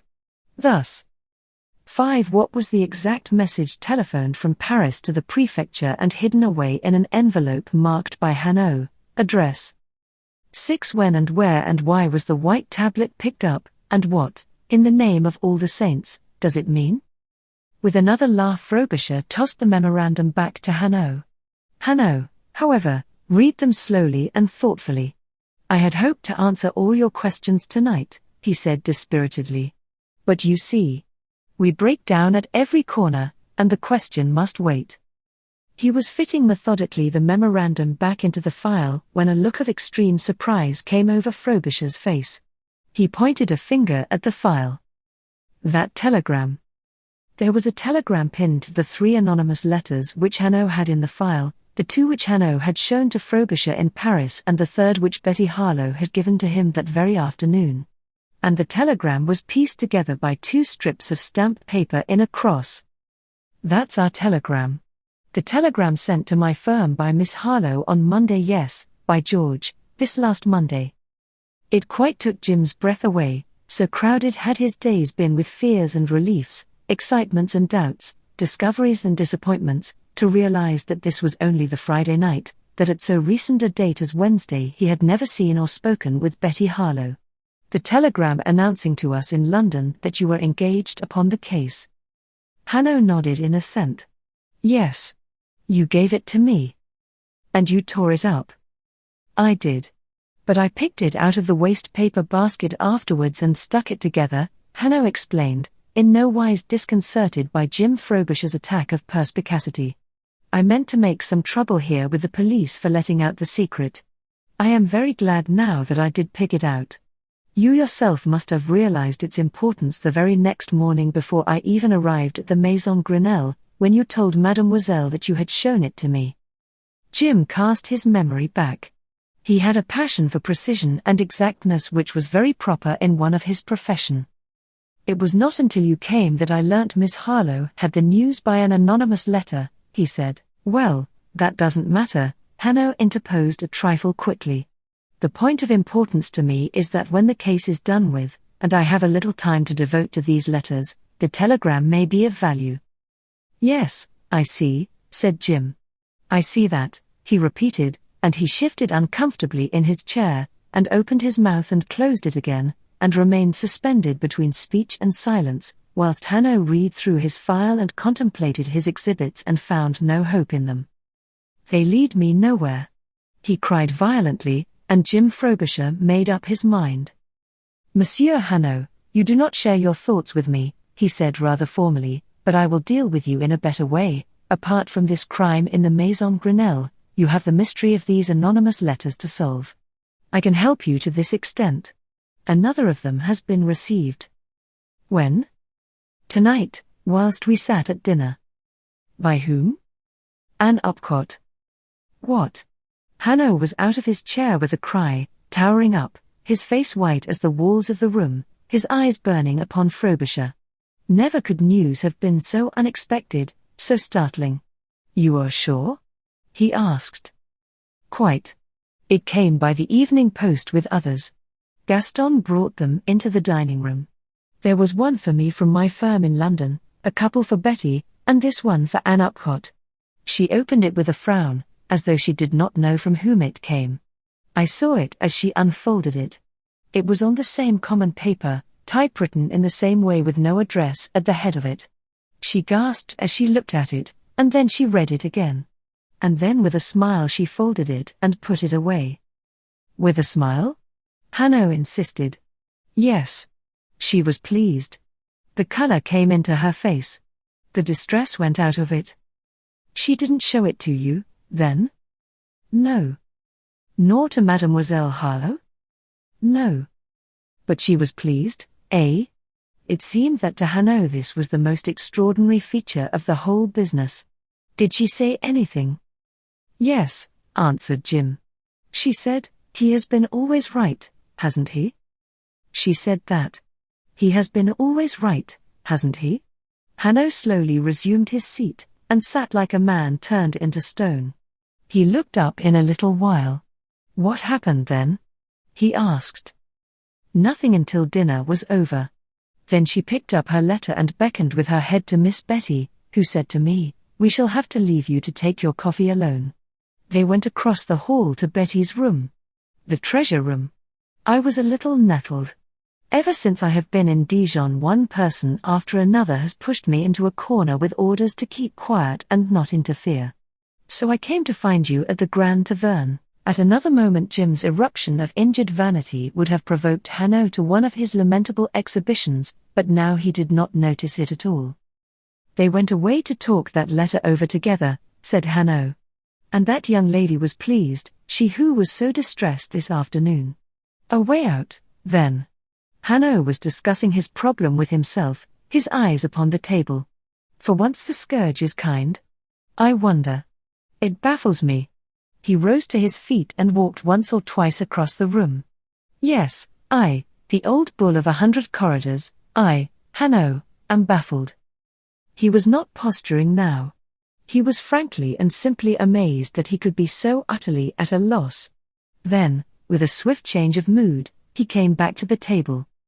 "Meanwhile, monsieur, until I can explain this strange new incident to myself, I beg of you your help," he pleaded very earnestly and even very humbly. Fear had returned to his eyes and his voice. He was disturbed beyond Jim's comprehension. "There is nothing more important. I want you, how shall I put it so that I may persuade you? I want you to stay as much as you can in the Maison Grenelle too, yes, to keep a little watch on this pretty Ann Upcott, too." He got no farther with his proposal. Jim Frobisher interrupted him in a very passion of anger. "No, no, I won't," he cried. "You go much too far, monsieur. I won't be your spy. I am not here for that. I am here for my client. As for Ann Upcott, she is my countrywoman. I will not help you against her. So help me God, I won't." Hanaud looked across the table at the flushed and angry face of his junior colleague, who now resigned his office and, without parley, accepted his defeat. "I don't blame you," he answered quietly. "I could, indeed, hope for no other reply. I must be quick, that's all. I must be very quick." Frobisher's anger fell away from him like a cloak one drops. He saw Hanaud sitting over against him with a white, desperately troubled face and eyes in which there shone unmistakably some gleam of terror. "Tell me," he cried in an exasperation. "Be frank with me for once. Is Ann Upcott guilty? She's not alone, of course, anyway. There's a gang. We're agreed upon that. Waberski's one of them, of course. Is Ann Upcott another? Do you believe it?" Hanaud slowly put his exhibits together. There was a struggle going on within him. The strain of the night had told upon them both, and he was tempted for once to make a confidant, tempted intolerably. On the other hand, Jim Frobisher read in him all the traditions of his service, to wait upon facts, not to utter suspicions, to be fair. It was not until he had locked everything away again in the safe that Hanaud yielded to the temptation. And even then he could not bring himself to be direct. "You want to know what I believe of Ann Upcott?" he cried reluctantly, as though the words were torn from him. "Go tomorrow to the church of Notre Dame and look at the façade. There, since you are not blind, you will see." He would say no more, that was clear. Nay, he stood moodily before Frobisher, already regretting that he had said so much. Frobisher picked up his hat and stick. "Thank you," he said. "Good night." Hanaud let him go to the door. Then he said, "You are free tomorrow. I shall not go to the Maison Grenelle. Have you any plans?" "Yes. I am to be taken for a motor drive round the neighborhood." "Yes. It is worthwhile," Hanaud answered listlessly. "But remember to telephone to me before you go. I shall be here. I will tell you if I have any news. Good night." Jim Frobisher left him standing in the middle of the room. Before he had closed the door, Hanaud had forgotten his presence. For he was saying to himself over and over again, almost with an accent of despair, "I must be quick. I must be very quick." Frobisher walked briskly down to the Place Ernest Renan and the Rue de la Liberté, dwelling upon Hanaud's injunction to examine the façade of Notre Dame. He must keep that in mind and obey it in the morning. But that night was not yet over for him. As he reached the mouth of the little street of Charles Robert, he heard a light, quick step a little way behind him, a step that seemed familiar. So when he turned into the street, he sauntered and looked round. He saw a tall man cross the entrance of the street very quickly and disappear between the houses on the opposite side. The man paused for a second under the light of a street lamp at the angle of the street, and Jim could have sworn that it was Hanaud. There were no hotels, no lodgings in this quarter of the city. It was a quarter of private houses. What was Hanaud seeking there? Speculating upon this new question, he forgot the façade of Notre Dame, and upon his arrival at the Maison Grenelle a little incident occurred which made the probability that he would soon remember it remote. He let himself into the house with a latchkey which had been given to him, and turned on the light in the hall by means of a switch at the side of the door. He crossed the hall to the foot of the stairs, and was about to turn off the light, using the switch there to which Ann Upcott had referred, when the door of the treasure room opened. Betty appeared in the doorway. "You are still up?" he said in a low voice, half pleased to find her still afoot and half regretful that she was losing her hours of sleep. "Yes," and slowly her face softened to a smile. "I waited up for my lodger." She held the door open, and he followed her back into the room. "Let me look at you," she said, and having looked, she added, "Jim, something has happened tonight." Jim nodded. "What?" she asked. "Let it wait till tomorrow, Betty." Betty smiled no longer. The light died out of her dark, haunting eyes. Lassitude and distress veiled them. "Something terrible, then?" she said in a whisper. "Yes," and she stretched out a hand to the back of a chair and steadied herself. "Please tell me, now, Jim. I shall not sleep tonight unless you do, and oh, I am so tired." There was so deep a longing in her voice, so utter a weariness in the pose of her young body, that Jim could not but yield. "I'll tell you, Betty," he said gently. "Hanaud and I went to find Jean Claddle tonight. We found him dead. He had been murdered, cruelly." Betty moaned and swayed upon her feet. She would have fallen had not Jim caught her in his arms. "Betty!" he cried. Betty buried her face upon his shoulder. He could feel the heave of her bosom against his heart. "It's appalling," she moaned. Jean Claddle. No one ever had heard of him till this morning, and now he's swept into this horror, like the rest of us. Oh, where will it end? Jim placed her in a chair and dropped on his knees beside her. She was sobbing now, and he tried to lift her face up to his. "My dear," he whispered. But she would not raise her head. "No," she said in a stifled voice, "no," and she pressed her face deeper into the crook of his shoulder and clung to him with desperate hands. "Betty," he repeated. "I am so sorry. But it'll all come right. I'm sure it will. Oh, Betty." And whilst he spoke he cursed himself for the banality of his words. Why couldn't he find some ideas that were really fine with which to comfort her? Something better than these stupid commonplaces of "I am sorry and it will all straighten out"? But he couldn't, and it seemed that there was no necessity that he should. For her arms crept round his neck and held him close. Chapter 19. A plan frustrated.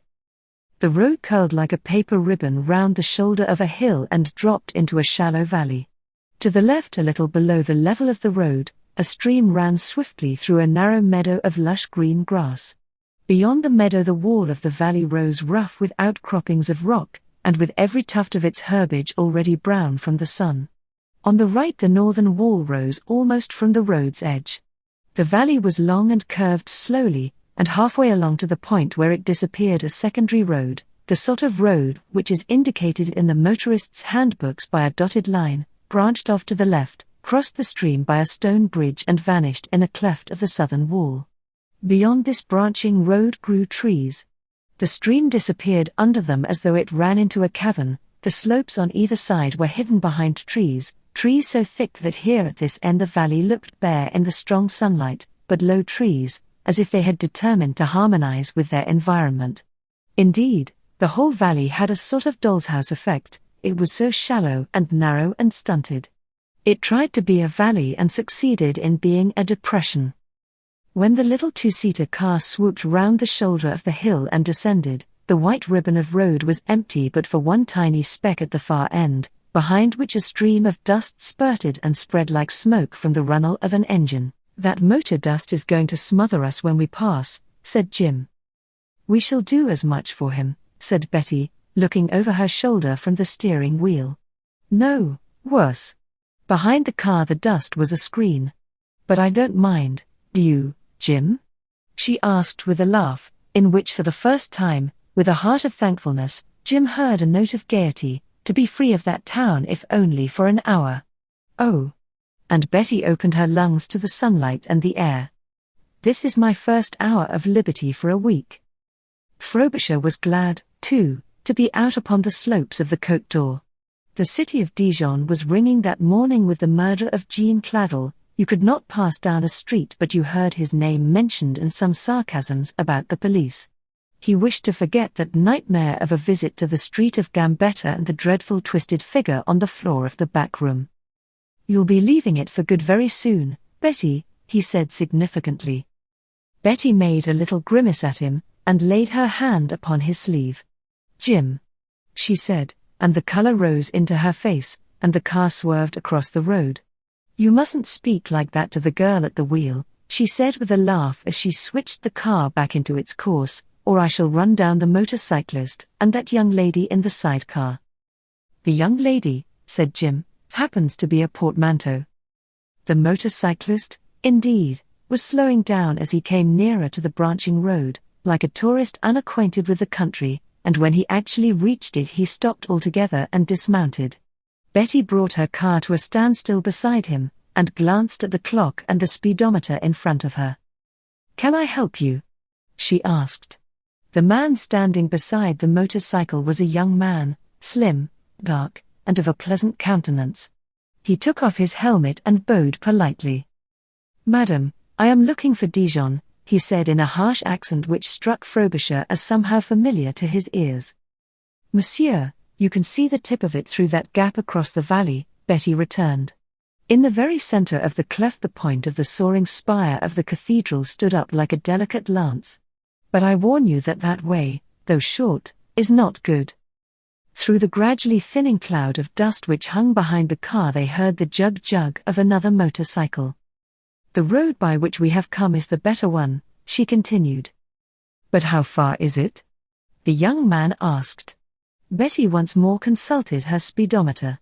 40 kilometers, and we have covered them in 40 minutes, so that you can see the going is good. We started at 11 punctually, and it is now 20 minutes to 12. "Surely we started before 11? Jim interposed. "Yes, but we stopped for a minute or two to tighten the strap of the toolbox on the edge of the town. And we started from there at 11. The motorcyclist consulted his wristwatch. "Yes, it's 20 minutes to 12 now," he said. "But 40 kilometers. I doubt if I have the essence. I think I must try the nearer road." The second motorcycle came out of the dust like a boat out of a sea mist and slowed down in turn at the side of them. The rider jumped out of his saddle, pushed his goggles up onto his forehead and joined in the conversation. "That little road, monsieur. It is not one of the national highways. That shows itself at a glance. But it is not so bad. From the stone bridge one can be at the Hôtel de Ville of Dijon in 25 minutes. "I thank you," said the young man. "You will pardon me. I have been here for 7 minutes, and I am expected." He replaced his helmet, mounted his machine, and with a splutter and half a dozen explosions ran down into the bed of the valley. The second cyclist readjusted his goggles. "Will you go first, madam?" he suggested. "Otherwise I give you my dust." "Thank you," said Betty with a smile, and she slipped in the clutch and started. Beyond the little forest and the curve the ground rose and the valley flattened out. Across their road a broad highway set with kilometer stones ran north and south. "The road to Paris," said Betty as she stopped the car in front of a little inn with a tangled garden at the angle. She looked along the road Paris wards. "Air," she said, and drew a breath of longing, whilst her eyes kindled and her white strong teeth clicked as though she was biting a sweet fruit. "Soon, Betty," said Jim. "Very soon." Betty drove the car into a little yard at the side of the river. "We will lunch here, in the garden," she said, all amongst the earwigs and the roses. An omelette, a cutlet perfectly cooked and piping hot, with a salad and a bottle of Clos du Prince of the 1904 vintage, brought the glowing city of Paris immeasurably nearer to them. They sat in the open under the shade of a tall hedge, they had the tangled garden to themselves, they laughed and made merry in the golden May, and visions of wonder trembled and opened before Jim Frobisher's eyes. Betty swept them away, however, when he had lit a cigar and she a cigarette, and their coffee steamed from the little cups in front of them. "Let us be practical, Jim," she said. "I want to talk to you." The sparkle of gaiety had left her face. "Yes?" he asked. "About Anne." Her eyes swept round and rested on Jim's face. "She ought to go." "Run away?" cried Jim with a start. "Yes, at once and as secretly as possible." Jim turned the proposal over in his mind whilst Betty waited in suspense. "It couldn't be managed," he objected. "It could." "Even if it could, would she consent?" "She does." "Of course it's pleading guilty," he said slowly. "Oh, it isn't, Jim. She wants time, that's all. Time for my necklace to be traced, time for the murderer of Jean Claddle to be discovered. You remember what I told you about Hanaud? He must have his victim. You wouldn't believe me, but it's true. He has got to go back to Paris and say, you see, they sent from Dijon for me, and 5 minutes. That's all I needed. 5 little minutes and there's your murderess, all tied up and safe. He tried to fix it on me first. No. He did, Jim. And now that has failed, he has turned on Anne. She'll have to go. Since he can't get me, he'll take my friend, yes, and manufacture the evidence into the bargain. Betty. Hanaud wouldn't do that. Frobisher protested. But, Jim, he has done it, she said. When? When he put that Edinburgh man's book about the arrow poison back upon the bookshelf in the library. Jim was utterly taken aback. Did you know that he had done that? I couldn't help knowing, she answered. The moment he took the book down, it was clear to me. He knew it from end to end, as if it was a primer. He could put his finger on the plates, on the history of my uncle's arrow, on the effect of the poison, on the solution that could be made of it, in an instant. He pretended that he had learnt all that in the half-hour he waited for us. It wasn't possible. He had found that book the afternoon before somewhere and had taken it away with him secretly and sat up half the night over it. That's what he had done. Jim Frobisher was sunk in confusion. He had been guessing first this person, then that, and in the end had had to be told the truth, whereas Betty had reached it in a flash by using her wits. He felt that he had been just 1 minute and a half in the bull ring. Betty added in a hot scorn, then when he had learnt it all up by heart, he puts it back secretly in the bookshelf and accuses us. But he admits he put it back, said Jim slowly. Betty was startled. When did he admit it? Last night. To me, replied Jim, and Betty laughed bitterly. She would hear no good of Hanaud. Yes, now that he has something better to go upon. Something better? The disappearance of my necklace. Oh, Jim, Anne has got to go. If she could get to England, they couldn't bring her back, could they? They haven't evidence enough. It's only suspicion and suspicion and suspicion. But here in France it's different, isn't it? They can hold people on suspicion, keep them shut up by themselves and question them again and again. Oh, yesterday afternoon in the hall, don't you remember, Jim? I thought Hanaud was going to arrest her there and then.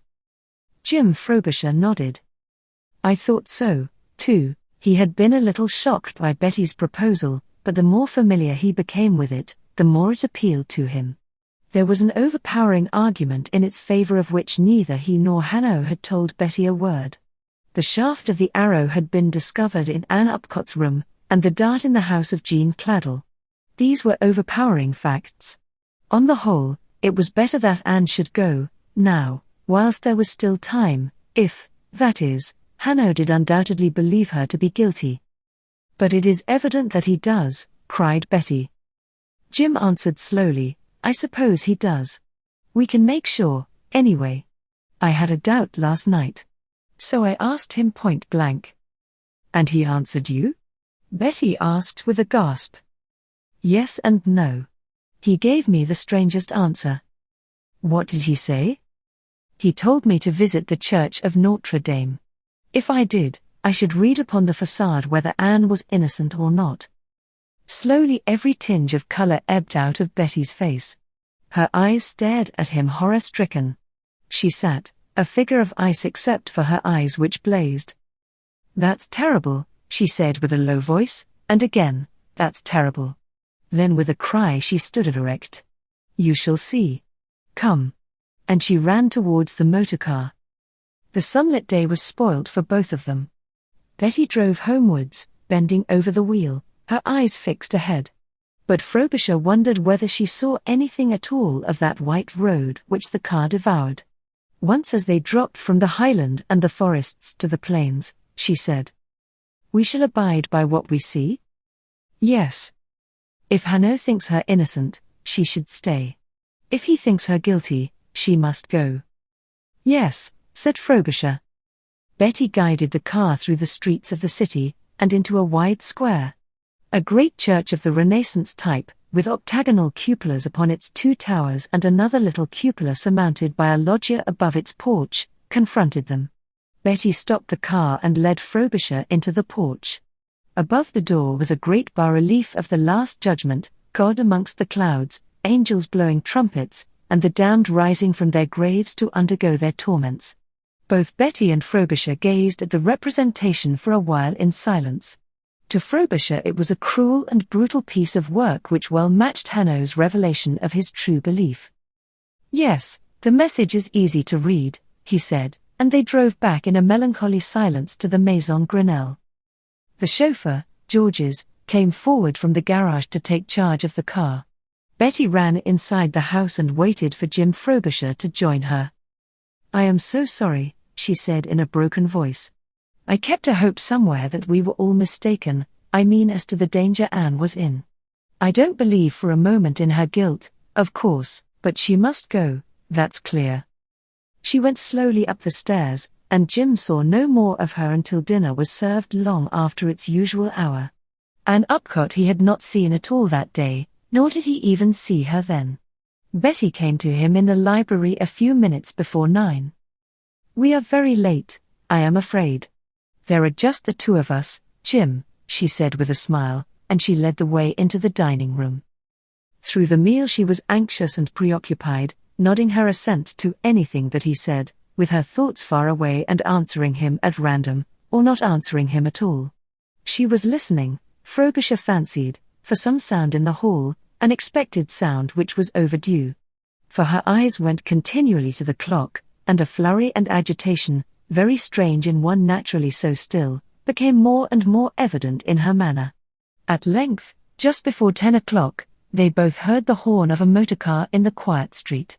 The car stopped, as it seemed to Frobisher, just outside the gates, and upon that there followed the sound for which Betty had so anxiously been listening, the closing of a heavy door by someone careful to close it quietly. Betty shot a quick glance at Jim Frobisher and colored when he intercepted it. A few seconds afterwards the car moved on, and Betty drew a long breath.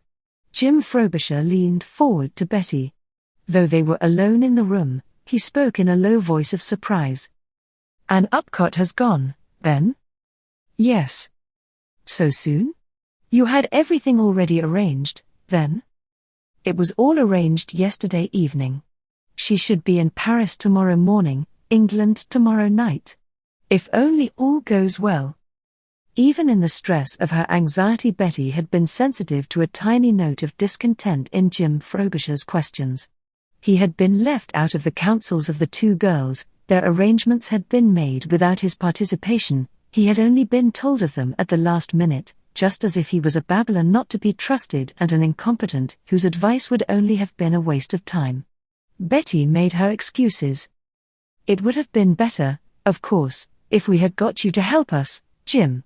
But Anne wouldn't have it. She insisted that you had come out here on my account, and that you mustn't be dragged into such an affair as her flight and escape at all. She made it a condition, so I had to give way. But you can help me now tremendously." Jim was appeased. Betty at all events had wanted him, was still alarmed lest their plan undertaken without his advice might miscarry. "How can I help?" "You can go to that cinema and keep Monsieur Hanaud engaged. It's important that he should know nothing about Anne's flight until late tomorrow." Jim laughed at the futility of Hanaud's devices to hide himself. It was obviously all over the town that he spent his evenings in the Grand Tavern. "Yes, I'll go," he returned. "I'll go now." But Hanaud was not that night in his accustomed place, and Jim sat there alone until 10:30. Then a man strolled out from one of the billiard rooms, and standing behind Jim with his eyes upon the screen, said in a whisper, "Do not look at me, monsieur. It is Moreau. I go outside. Will you please to follow?" He strolled away. Jim gave him a couple of minutes' grace. He had remembered Hanaud's advice and had paid for his bock when it had been brought to him. The little saucer was turned upside down to show that he owed nothing. When 2 minutes had elapsed he sauntered out and, looking neither to the right nor to the left, strolled indolently along the Rue de la Gare. When he reached the Place Darcy, Nicolas Moreau passed him without a sign of recognition and struck off to the right along the Rue de la Liberté. Frobisher followed him with a sinking heart. It was folly, of course, to imagine that Hanaud could be so easily eluded. No doubt that motorcar had been stopped. No doubt Ann Upcott was already under lock and key. Why, the last words he had heard Hanaud speak were, "I must be quick." Moreau turned off into the Boulevard Sévigné and, doubling back to the station square, slipped into one of the small hotels which cluster in that quarter. The lobby was empty, a staircase narrow and steep led from it to the upper stories. Moreau now ascended it with Frobisher at his heels, and opened a door. Frobisher looked into a small and dingy sitting room at the back of the house. The windows were open, but the shutters were closed. A single pendant in the center of the room gave it light, and at a table under the pendant Hanaud sat poring over a map. The map was marked with red ink in a curious way. A sort of hoop, very much the shape of a tennis racket without its handle, was described upon it, and from the butt to the top of the hoop an irregular line was drawn, separating the hoop roughly into two semicircles. Moreau left Jim Frobisher standing there, and in a moment or two Hanaud looked up. "Did you know, my friend," he asked very gravely, "that Ann Upcott has gone tonight to Madame Leve's fancy dress ball?" Frobisher was taken completely by surprise. "No, I see that you didn't," Hanaud went on. He took up his pen and placed a red spot at the edge of the hoop close by the butt. Jim recovered from his surprise. Madame Leve's ball was the spot from which the start was to be made. The plan, after all, was not so ill-devised, if only Anne could have got to the ball unnoticed. Masked and in fancy dress, amongst a throng of people similarly accoutred, in a house with a garden, no doubt thrown open upon this hot night and lit only by lanterns discreetly dim, she had thus her best chance of escape. But the chance was already lost. For Hanaud laid down his pen again and said in ominous tones, "The water lily, eh? That pretty water lily, my friend, will not dance very gaily tonight." Chapter 20 A Map and the Necklace. Hanaud turned his map round and pushed it across the table to Jim Frobisher. "What do you make of that?" he asked, and Jim drew up a chair and sat down to examine it. He made first of all a large-scale map of Dijon and its environments, the town itself lying at the bottom of the red hoop and constituting the top of the handle of the tennis racket. As to the red circle, it seemed to represent a tour which someone had made out from Dijon, round a good tract of outlying country and back again to the city. But there was more to it than that. The wavy dividing line, for instance, from the top of the circle to the handle, that is to Dijon, and on the left-hand edge of the hoop, as he bent over the map, and just outside Dijon, the red mark, a little red square which Hanaud had just made. Against this square an hour was marked. 11 a.m., he read. He followed the red curve with his eyes, and just where this dividing line touched the rim of the hoop, another period was inscribed.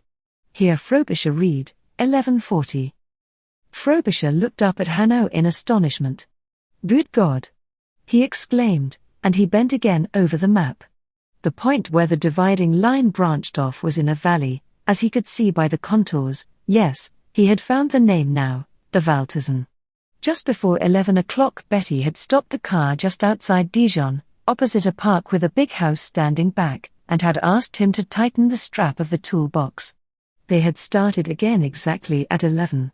Betty had taken note of the exact time, and they had stopped where the secondary road branched off and doubled back to Dijon, at the top of the hoop, at the junction of the rim and the dividing line, exactly at 11:40. "This is a chart of the expedition we made today," he cried. "We were followed, then." He remembered suddenly the second motorcyclist who had come up from behind through the screen of their dust, and had stopped by the side of their car to join in their conversation with the tourist. "The motorcyclist?" he asked, and again he got no answer. But the motorcyclist had not followed them all the way round. On their homeward course they had stopped to lunch in the tangled garden. There had been no sign of the man. Jim looked at the map again. He followed the red line from the junction of the two roads, round the curve of the valley, to the angle where the great national road to Paris cut across and where they had lunched. After luncheon they had continued along the national road into Dijon, whereas the red line crossed it and came back by a longer and obviously a less frequented route. "I can't imagine why you had us followed this morning, Monsieur Hanaud," he exclaimed with some heat. "But I can tell you this. The chase was not very efficiently contrived.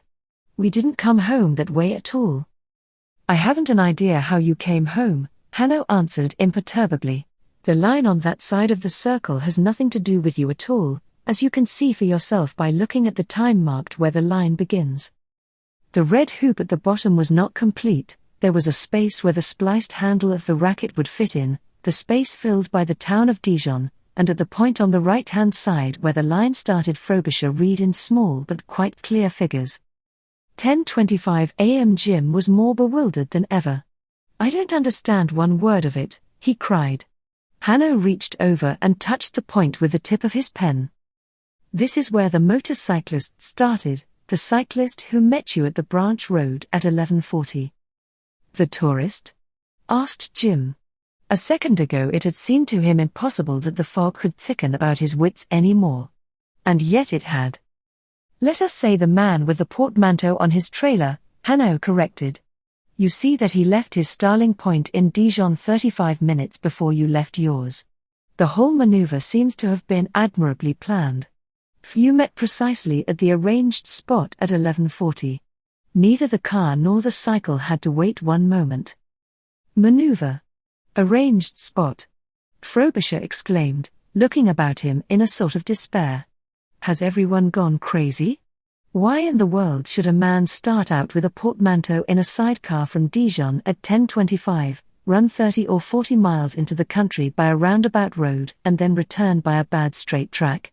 There's no sense in it." "No doubt it's perplexing," Hanaud agreed. He nodded to Moreau, who went out of the room by a communicating door towards the front of the house. "But I can help you," Hanaud continued. "At the point where you started after tightening the strap of the toolbox, on the edge of the town, a big country house stands back in a park?" "Yes," said Jim. "That is the house of Madame Lavey where this fancy dress ball takes place tonight." "Madame Lavey's chateau?" Frobisher repeated. "Where?" He began a question and caught it back. But Hanaud completed it for him. "Yes, where Ann Upcott now is. You started from it at precisely 11 in the morning." He looked at his watch. "It is not yet quite 11 at night. So she is still there." Frobisher started back in his chair. Hanaud's words were like the blade of silver light cutting through the darkness of the cinema hall and breaking into a sheet of radiance upon the screen. The meaning of the red diagram upon Hanaud's map, the unsuspected motive of Betty's expedition this morning, were revealed to him. "It was a rehearsal," he cried. Hanaud nodded. "A time rehearsal?" "Yes, the sort of thing which takes place in theatres, without the principal members of the company," thought Frobisher, but a moment later he was dissatisfied with that explanation. "Wait a moment," he said. "That won't do, I fancy." The motorcyclist with the sidecar had brought his arguments to a standstill. His times were marked upon the map, they were therefore of importance. What had he to do with Ann Upcott's escape? But he visualized the motorcyclist and his sidecar, and his connection with the affair became evident. The big portmanteau gave Frobisher the clue. Ann Upcott would be leaving Madame Lavey's house in her ball dress, just as if she was returning to the Maison Grenelle and without any luggage at all. She could not arrive in Paris in the morning like that if she were to avoid probably suspicion and certainly remark. The motorcyclist was to meet her in the Valtazon, transfer her luggage rapidly to her car, and then return to Dijon by the straight quick road whilst Anne turned off at the end of the valley to Paris. He remembered now that 7 minutes had elapsed between the meeting of the cycle and the motorcar and their separation. 7 minutes then were allowed for the transference of the luggage. Another argument flashed into his thoughts. Betty had told him nothing of this plan. It had been presented to him as a mere excursion on a summer day, her first hours of liberty naturally employed. Her silence was all of a piece with the determination of Betty and Ann Upcott to keep him altogether out of the conspiracy. Every detail fitted like the blocks in a picture puzzle. Yes, there had been a time rehearsal. And Hanaud knew all about it. That was the disturbing certainty which first overwhelmed Frobisher when he had got the better of his surprise at the scheme itself. Hanaud knew, and Betty had so set her heart on Anne's escape. Let her go, he pleaded earnestly. Let Ann Upcott get away to Paris and to England.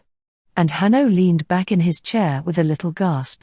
The queerest smile broke over his face. I see, he said. Oh, I know, Frobisher exclaimed, hotly appealing. You are of the Sûreté and I am a lawyer, an officer of the High Court in my country, and I have no right to make such a petition. But I do without a scruple. You can't get a conviction against Ann Upcott. You haven't a chance of it. But you can throw such a net of suspicion about her that she'll never get out of it. You can ruin her, yes, but that's all you can do. You speak very eagerly, my friend, Hanaud interposed.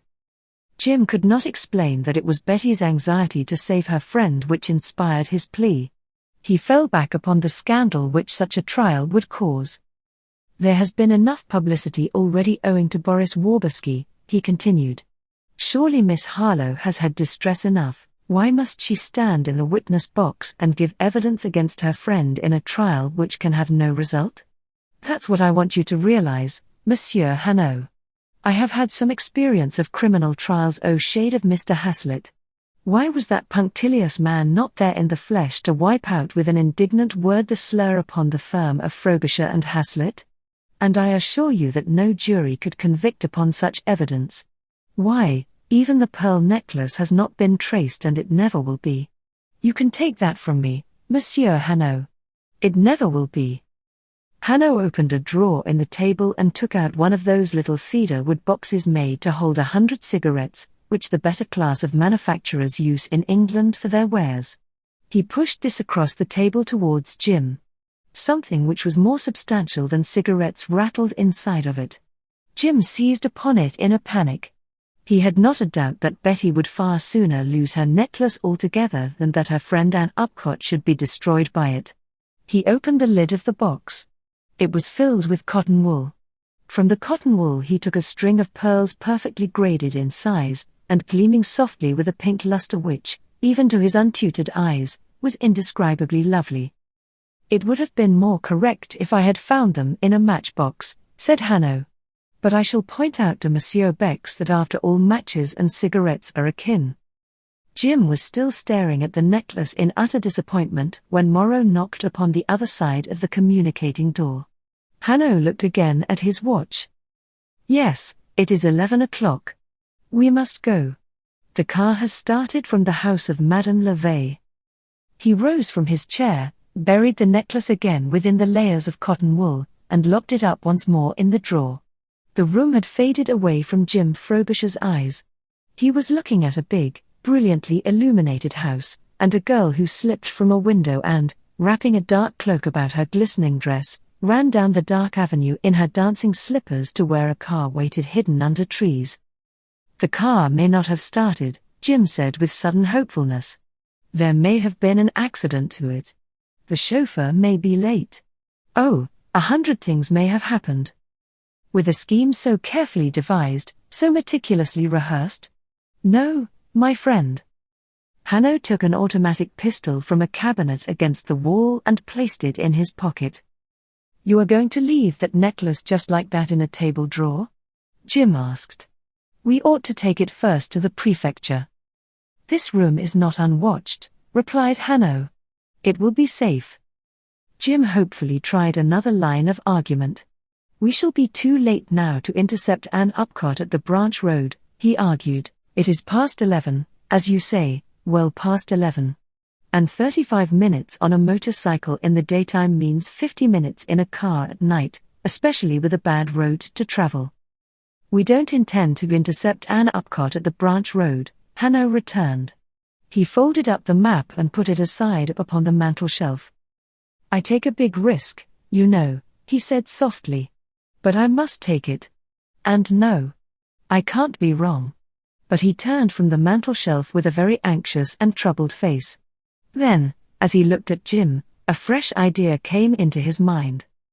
By the way, he said, the façade of Notre Dame?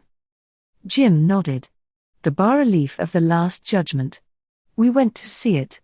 We thought your way of saying what you believed a little brutal.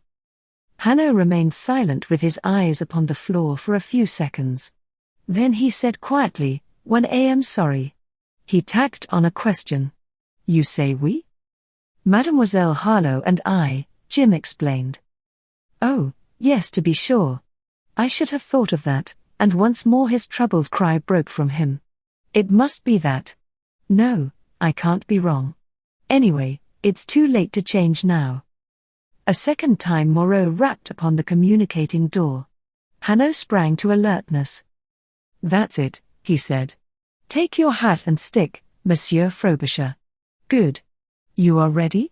And the room was at once plunged into darkness. Hanaud opened the communicating door, and they passed into the front room, a bedroom looking out upon the big station square. This room was in darkness too.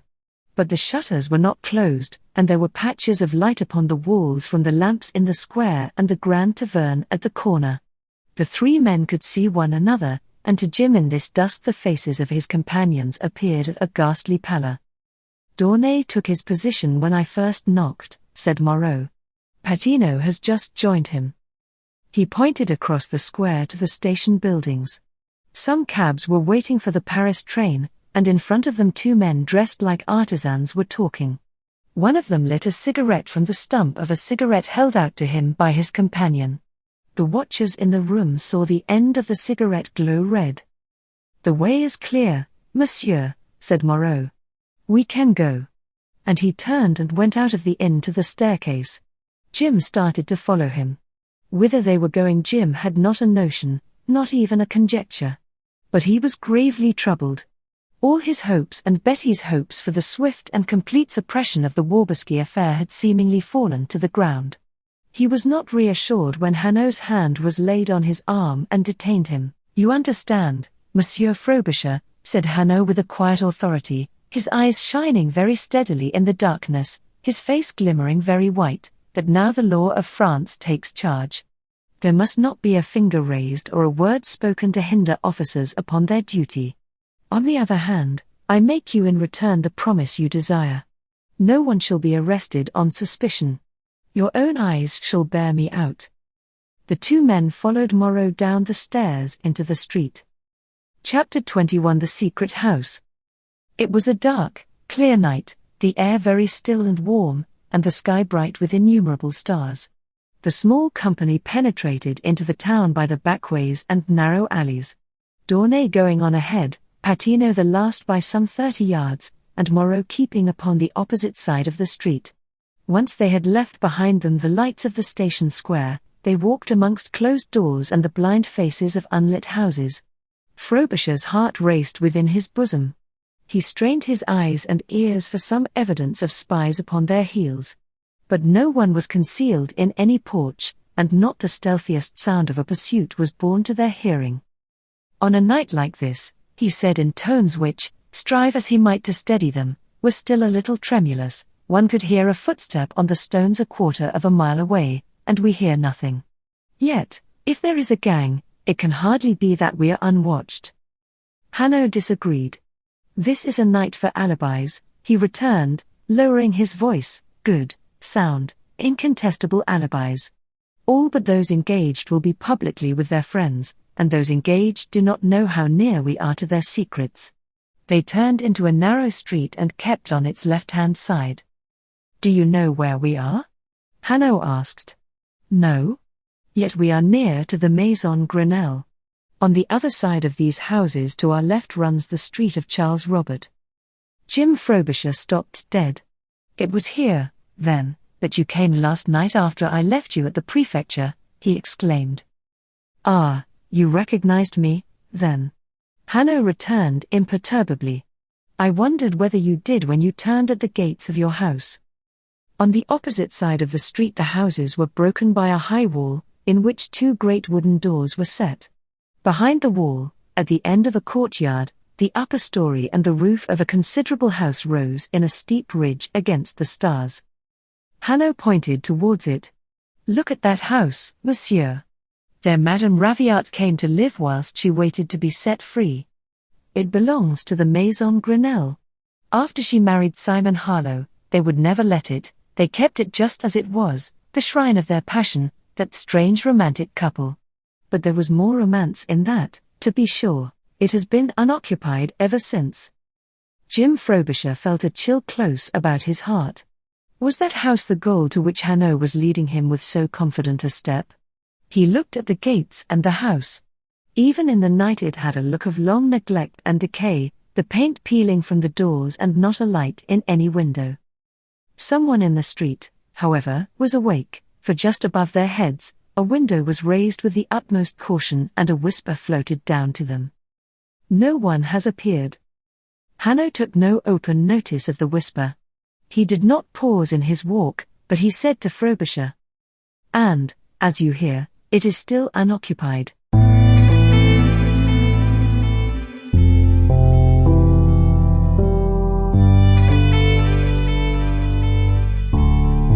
Thank you for listening to today's episode. I really hoped you enjoyed it.